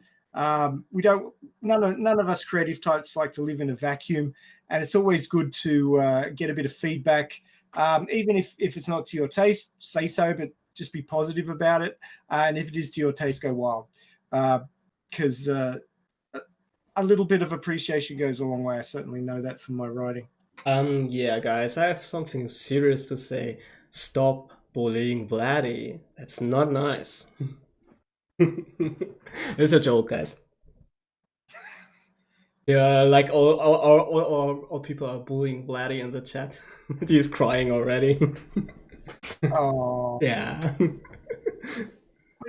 Vladdy, you want to come on and abuse them verbally? a tactical advantage. One of the rules of getting on the Alita Army channel, it's one of the very few rules, is don't be a dick. So take that to heart. Yeah, or like Google once said, don't be evil. Yeah. But they dropped it. So, Lou, do you have a favorite Alita piece that you're really, really proud of or really, really enjoyed, or use as your signature? The one that I like the most, I guess, what I did, maybe the one the Kill Nova one, the Kill Bill crossover. One. Yes, I love that one. Yeah, I guess I primarily like it because Rosa posted it on a story. I guess that's a big part of why I really like it. I'm just looking for that one. I've seen it.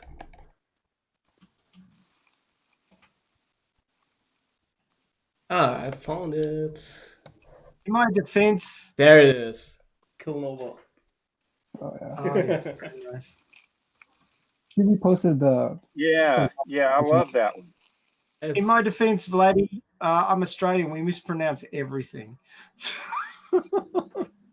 Ask Dizzy.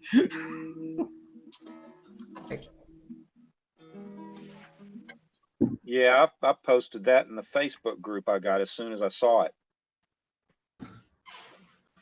One thing I would ask from all you artists is please sign your work. I can never find a way to easily combine the name that comes up in the text part of a post with the person who the person's artwork, and I have a lot of artwork sitting on my hard drive that is now I have no idea who the artist was, so I can't give them credit.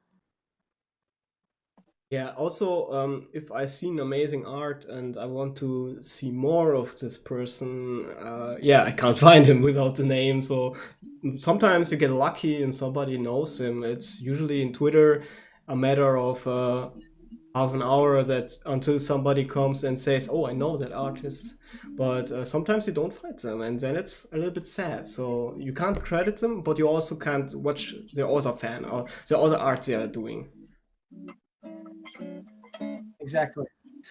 Now, having said that, if you really want to spend the time, there is a thing called a TinEye search, a reverse image search. So what you can do is you can dump an artwork into that and then have it search the internet for that artwork. And then sometimes you can use that to find the artist. So it's not impossible, it's just a lot of time. But if everybody gets their artwork, then it's all good. Can you type that the link? So give me a second. I've not really understand the name.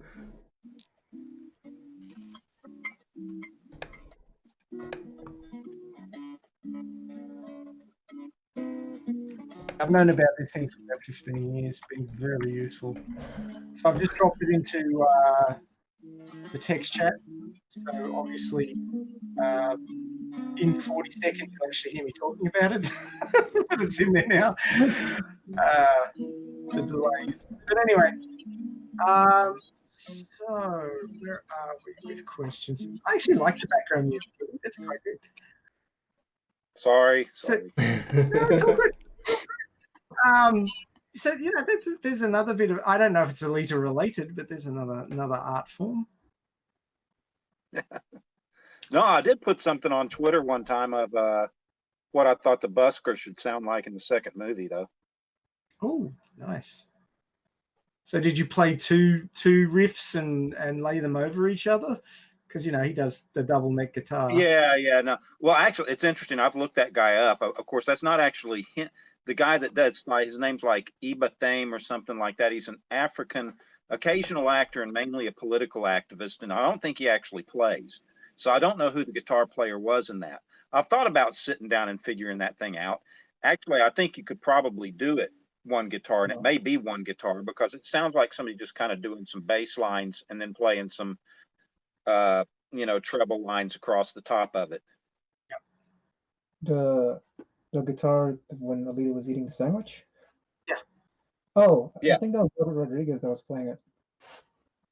Was it? Yeah. Probably. He loves doing that stuff. He did that, and then he did the bar fight song. So the prequel novel, just jumping tracks entirely, the prequel novel that Pat Cadigan wrote has some scenes in it where Doc Ido is working on that guy's arms, or that guy's arm that's in half. So if I keep recommending people to read the prequel novel. Now, if you're very Alita focused, it's a bit of a drag because she's not in it. But if you're interested in the backstory of all the other characters and what was happening before Alita was found, it's very, very good. I would actually say it's better than the movie novelization just because it doesn't track with the movie that well.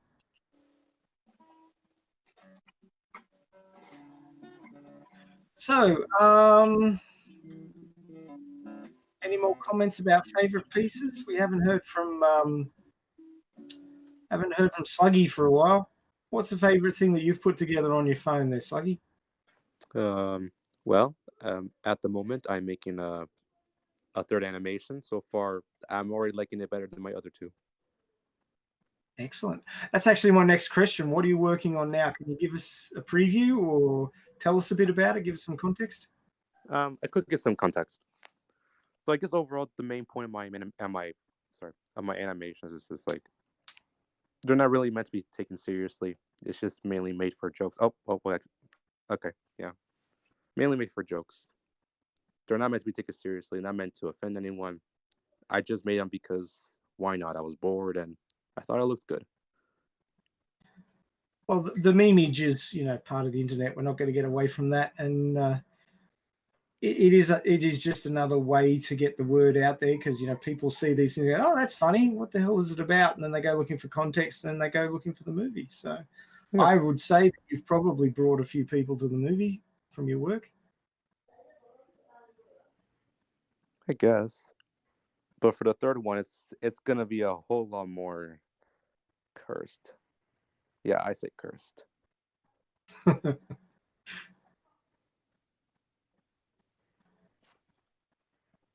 So I've got your animation going on the stream now. We just don't have any audio, which is a shame. Okay. It's probably best if there's no audio. My voice acting is a lot bad. Oh, you do all the... It's a silent movie. You do all the voiceover yourself.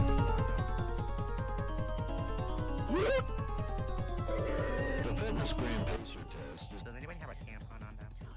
And then the whole class was like, watch out, there's a robot with a gun and she's shooting the whole school. That's a lie. There was no robot. Me? Oh, I'm not a robot, I'm a cyborg. There's a difference. So, I was not the one with the gun, even though there's literally a gun in my book bag right now. Just, Okay, Star's come to my rescue. He found the link. Doesn't have a lot of replies though. This is perfect. So, Johnny Ringo, who was in our chat earlier, I think he's still in there. He says, honestly, I love it because there is so much of it and 99% of it is really good. I see what you did there, John. The amount that is out there just for this movie alone rivals that of big name superhero characters. It is a joy to see. Well said, mate. Well said. You'll be dealing with the Alita Army now. It's and Chiron Jeb, also known as Ben, said would love to be Hugo. Okay. I can see where that's going. Not really about the artwork, but yeah, okay. I take your point. Okay, so that's all we got for that question. Have a good day. And remember, oh yeah. Destroy Zalem. Oh yeah.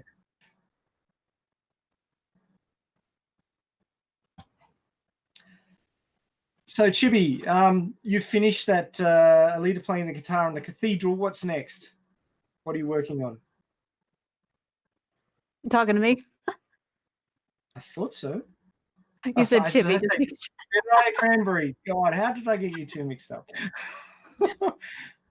I need more caffeine. Right now I'm working on another Alita piece, and I think I sent Fox the in progress of it.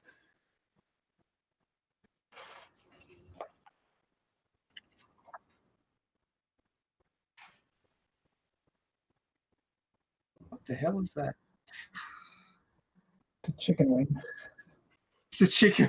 Of course, because Alita means little wing. I am so stupidly proud of that.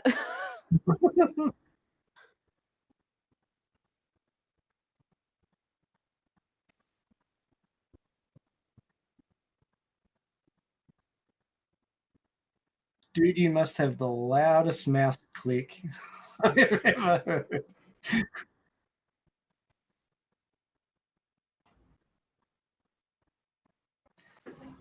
So I'm trying to work out what's going on between her hands. Is she doing some sort of using the force? From what was explained to me, yes. I've actually never seen Star Wars, so I just followed the Really? Yes. Just watch the original trilogy and then ignore the rest. You'll be fine. But you can watch The Mandalorian because it goes straight after the original trilogy and it's quite good. But I would, if you like political dramas, then you can watch the prequel trilogy. But some of the lines and the acting is so wooden you'd think you're in a forest when you're on a desert planet. Yeah, just ignore the last three because wow, wow.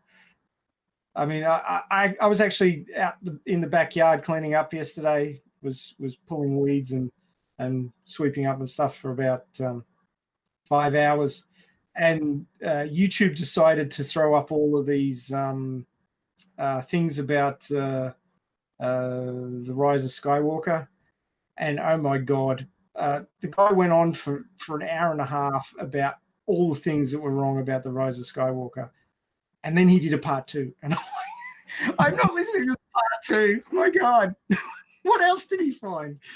Oh, what an abortion. Anyway, getting back to the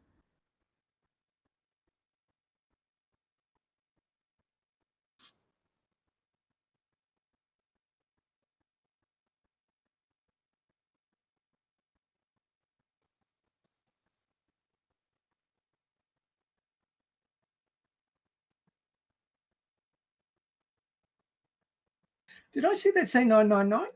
Did they actually put some more tweets out?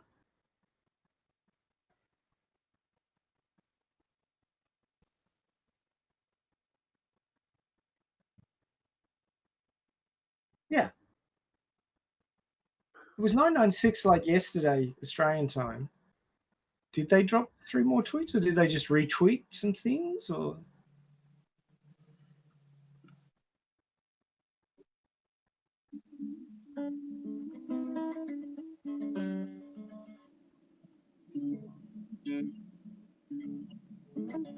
Huh. I don't.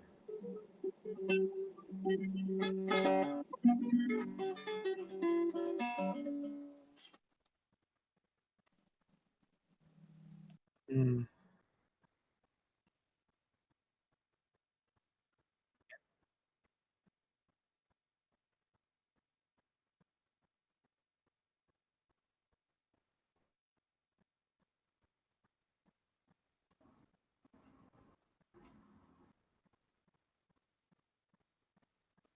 Can you actually go backwards in the number of tweets? Can you like delete 3 tweets and go backwards? I don't think that That's what... that it's you can do okay you can delete tweets and go backwards with that. It's true. They deleted one post where they won an award and they posted the wrong one. The wrong one, yes. Yeah, so yes, they deleted in fact tweets in the past. Yeah. Okay. So Lou, do you have something else that you're going to start working on next? I can show a preview of something that I'm working on now. Sure. It's what was it called? The 6th fan art challenge thing. And a bunch of people just posted like asked for Alita, so of course I had to include her. So let me just grab it real quick. Okay. Do you want to take a look? Oh.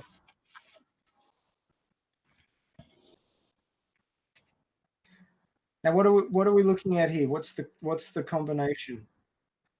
This is Bowsette in Alita's tuned armor, and this is Alita in Bowsette's dress. Ah, right.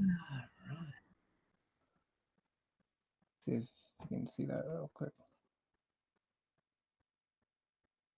Just open that.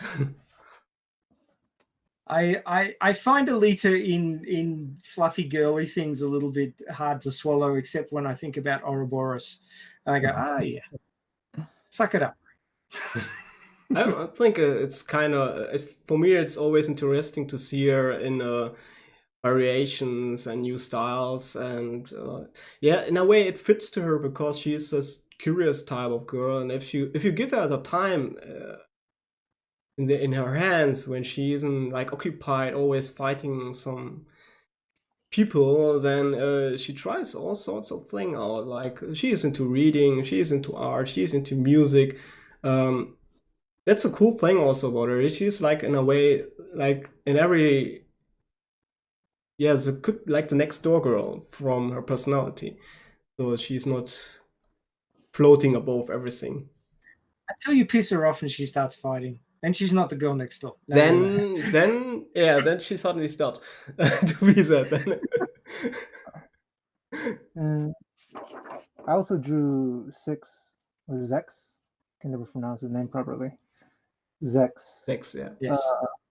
Combined with Dobby from what was it? My Hero Academia. But this one's a little vulgar. How are we with language or vulgarity on here? We're specifically adult orientated channel, so Okay, so I can show someone flipping the bird. oh sure. Okay, so this is yeah. That's totally Oh, I love that. Zex. He does it a few times. so, that's what I'm working on right now.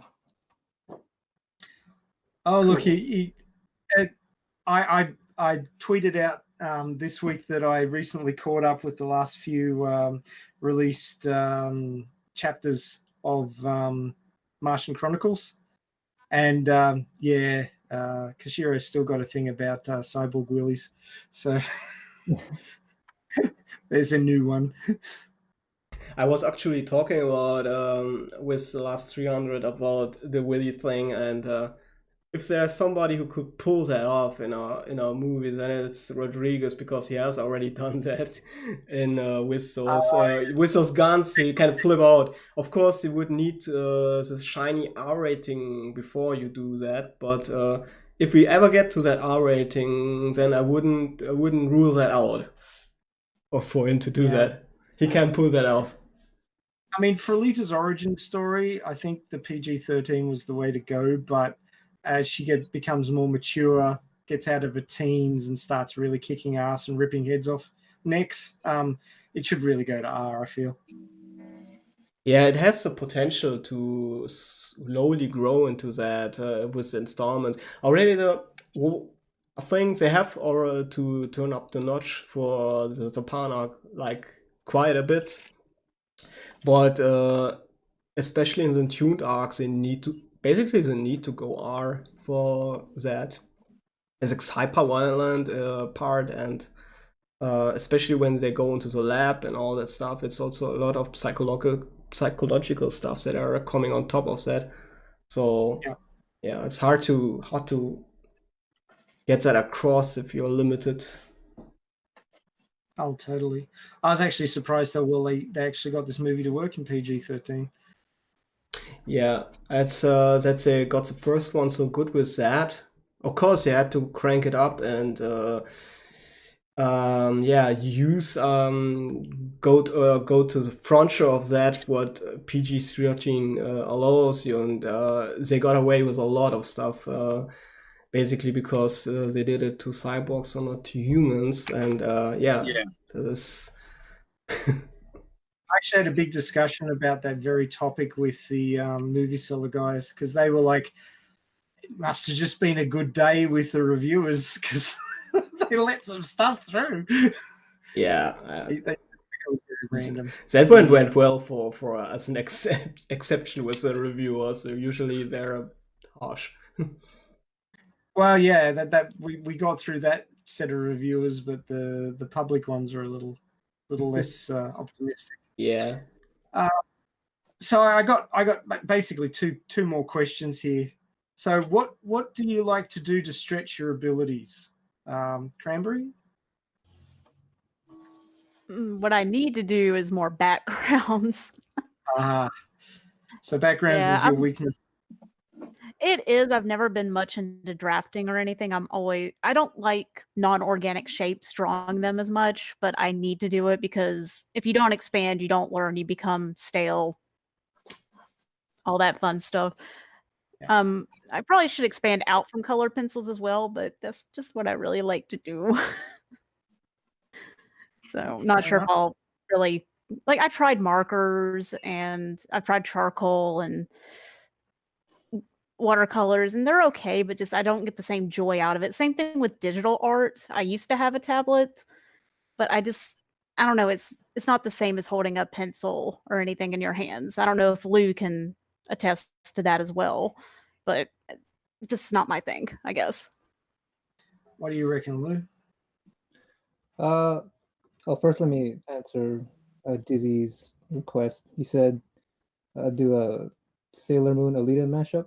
I did Alita and Sailor Mars mashup just I think like a while back. But to challenge myself, let's see. I would agree with Cranberry that I need to do backgrounds too, because like I kind of don't really do that many backgrounds. Do you get bored with them? I don't want to say bored. I just kind of ignore it. Like, it's like if it's there, it's there, but it's very minimal.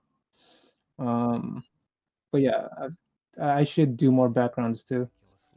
And I kind of jump from style to style because how do I say it? Like some days I just feel like doing this style, or some days like doing that style. And on rare occasions, I would do like realistic portraits. But yeah, I do the realistic portraits sometimes as an exercise, just so I don't forget the basics, I guess, from what I've learned in school. Because the stuff you learn when you do realism, you can carry over to fantasy or like stylization. Oh, definitely. Yeah, so every now and then when I feel like, oh, I feel stuck on something, it's like, okay, do a portrait and see how well you do or how well you don't do. See what I might have forgotten or overlooked, and just kind of keep doing those exercises like over and over. Okay, it bothers me. You win. I'm bothered. I'm bothered by everything you say. Yeah. You are bothersome to me. And How dare you? brain's not working. Need more caffeine. I'm trying to pick up here, so I can't have anyone thinking we're together. Sluggy, are you doing anything at the moment to improve your art? Yes, mainly just to continue it for more practice and maybe see if I could like improve better on backgrounds and I guess just mostly everything, honestly. Well, I've heard all three of you mention backgrounds, so I'm thinking that that's the challenge, really. Yeah. For me, it's Also one thing to. What's that? I don't know.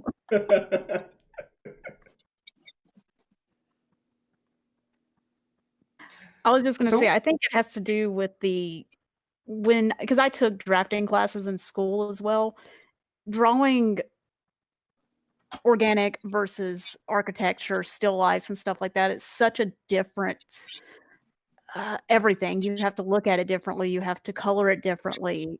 It's a completely different part of your brain doing it. So you tend, as an artist, to latch on to a couple things. So for us being like maybe more organic, doing the backgrounds is always going to be a challenge. Just my opinion. Fair enough.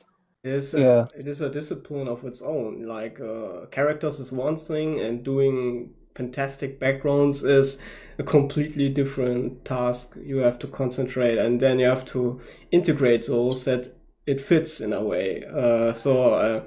I painted a bit in my past, and also some digital art with because I have a graphic tablet, and for me also when I did that, came to that part, it was kind of hard to get the figure and the background to blend with each other, that it looks like one coherent thing. Well, I do know that in certain animation groups, they have people who do characters and people who do backgrounds because, you know, they're quite different styles and focuses. And some people are better at one thing and other people are better at others. So, you know, it's sort of like painting a portrait versus painting a landscape. They're two quite different approaches.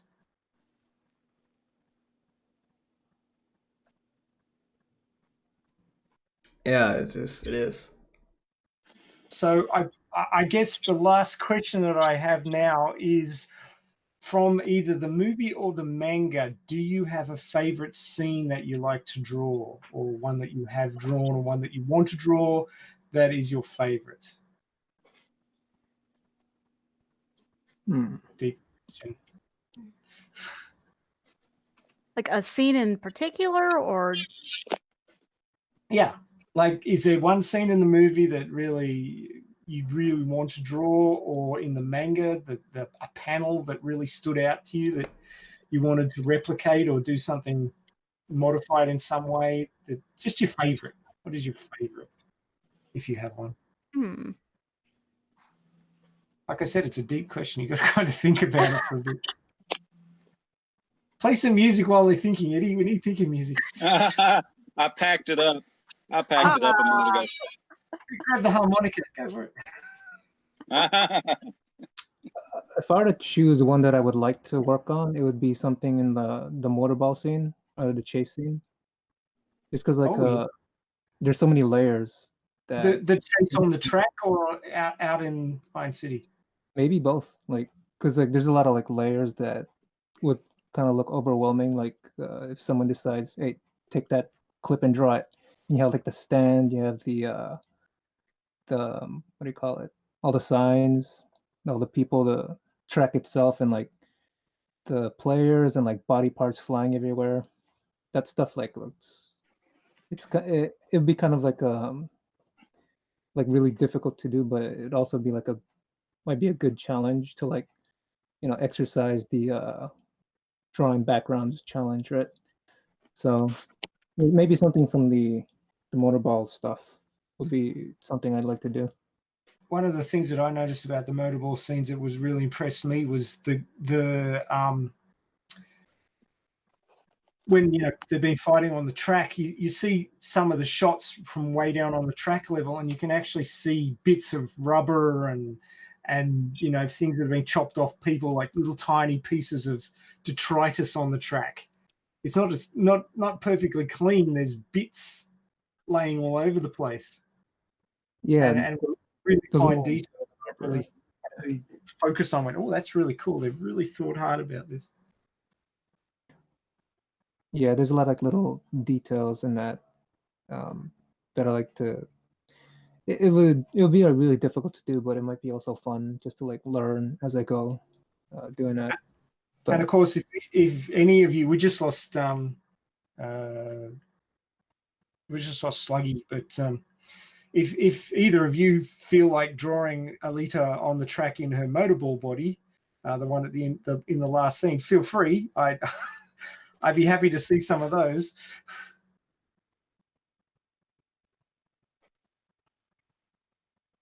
Because that would be awesome to see some more Alita on the track carving it up. Give us a feeling of what's going to happen in the next movie. So Cranberry, did you come up with a scene from the manga or the movie that you either have drawn and really liked or would like to draw? would love to draw Zex versus Zeka from the Last Order manga. That whole fight was so much fun. Plus, it's my boy. I think Zeka is also completely so underrated character. Like he's doing like he's a badass fighter, and he's also a little bit like Zack's completely bonkers in his head. Like when he don't want to spoil too much, but when he has like this thing built inside his chest that like can go higher, and I'm not sure it's a kind of black hole thing or what that was, or antimatter reactor. I'm not sure, but it was a cool part.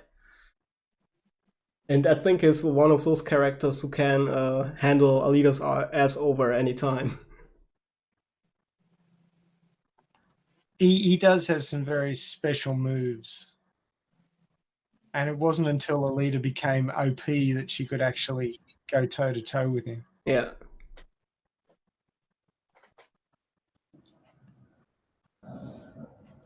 A really fun dude. I'm just looking through my ridiculously huge Alita folder for an artwork of the space karate team that I picked up some months ago now. It was stylized from the manga, but it was really quite interesting.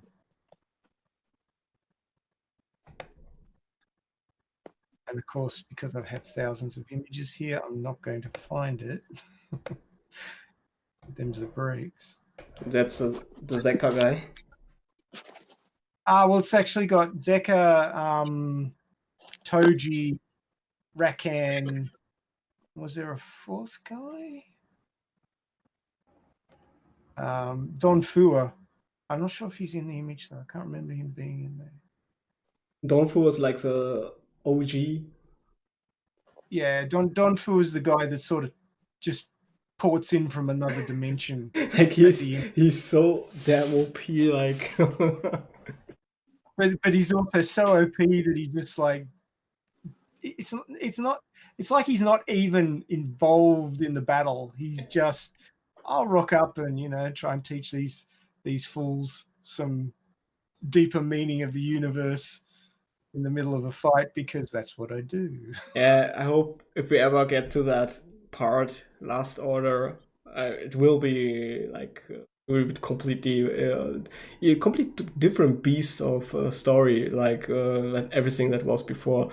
What's also cool in Alita is like you enter those sections, and each section is a different kind of storytelling. You could say it's pretty funny, but it works still all in a coherent story. But yeah, they're so different. Like Moto was completely different from the Pan arc or tuned arc for that reason. And so basically there's for every type of reader something in that you can enjoy. Okay, so I found it. If you can show my screen. Yes, I can. I knew I'd get it eventually. It's actually a very nice. That one. I don't know if you've seen the left dude. Yeah. Yeah. So sure isn't there, but yeah, on the left and is come on, brain work. I said it before. What's can't remember the figure on the back? Toji is his name. Yes, yeah, he's a lot bigger than that. Like he's like a building from his size. Yeah, he is bigger than that, but obviously they were trying to kill them down. Yeah. Maybe the two on the front got a box. I don't know.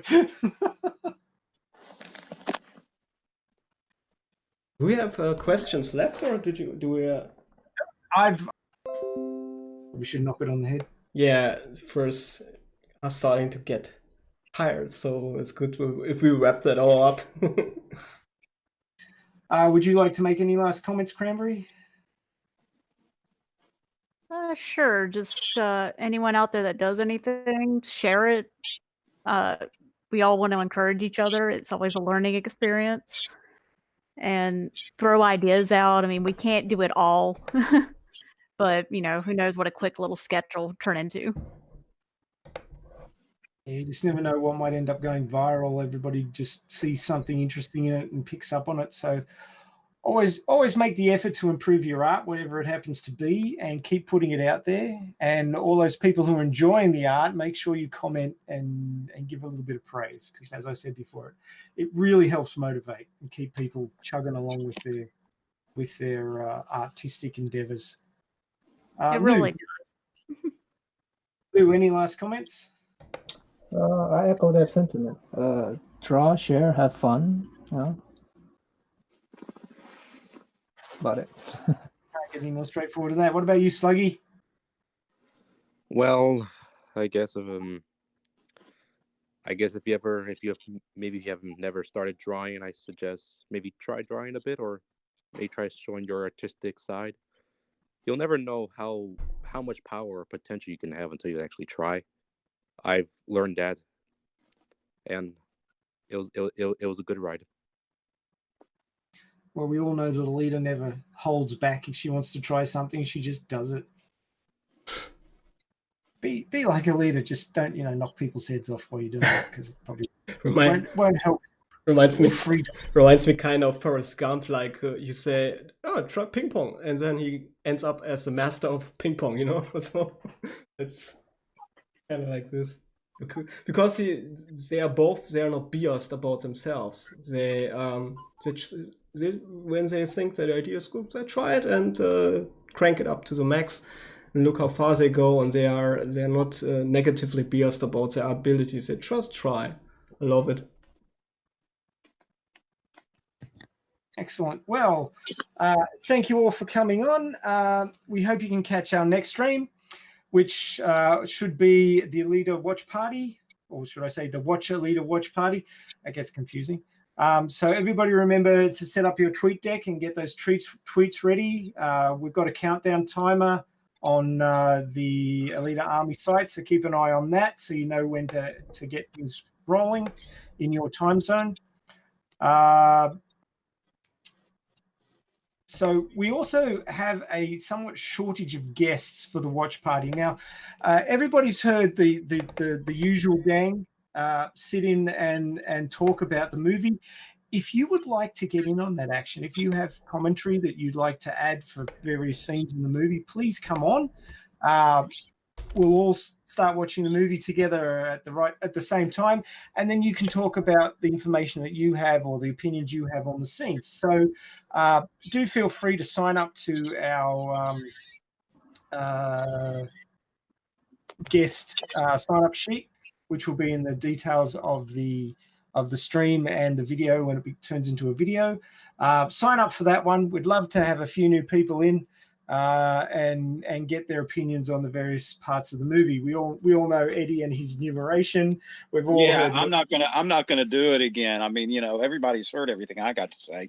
Yeah, I'm feeling much the same way, man. So I don't want to feel like a wheel that just keeps going around on the same stuff. So getting other opinions on the movie would be great. So if you feel like you're up for that, and it's not hard, you just sit there and just you're talking to friends about a movie that you really love. So jump on, and Cranberry, if you want to come on and talk about the movie, or Lou, or Sluggy, or Valdi, or Radio 5, or anybody who's is in there listening. Charles, I know he doesn't like coming on, but he could come on and talk about the movie if you wanted to. And we'd love to have you on and hear what you've got to say about it. It's your chance to sit in an open movie theater and talk out loud and annoy everybody else that's watching. I mean, come on.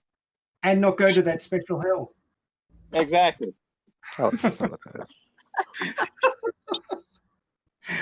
okay, so thanks this week's guests for coming on. We got Cranberry, Sluggy, Bozillo, who had to run off, and Lou. And thank you so much, Lou, for doing your art on the stream. That was amazing to watch. Any other time you want to come on and art, we'll just stream you, and that will be terrific to watch as well. Thank you for sharing your insights and knowledge for the making of art for our angel. You are all modern-day Michelangelos, and I'm not talking about the Ninja Turtle here. Thank you very much for coming on. We'll have to do this again. And as I said before, if you want to come on the channel and talk, this is your channel as well as ours. Please sign up to a topic in our topic list that we have on the document, or if you have another topic you'd like to talk about that's not on the list, please let us know, because us coming up with all the topics is kind of boring. If you have one that's not on there, please feel free to add it, because we'd be interested in hearing what you've got to say. So thank you, listeners, for joining us. You're what makes the Alita Army special. I will say this until I'm blue in the face. I really love this fandom. I would not be getting up at friggin' 6:30 a.m. on a Sunday morning if it wasn't for you guys and how great you make this. So thank you so much. Thank you so much for our panel members today. Keep pumping out the artwork. We love to see it. And as we always like to say at the end of every stream, 3, 2, 1. Buy those Bye. Blu-rays, Buy those baby. Blu-rays. Thank you very much. Bye for now.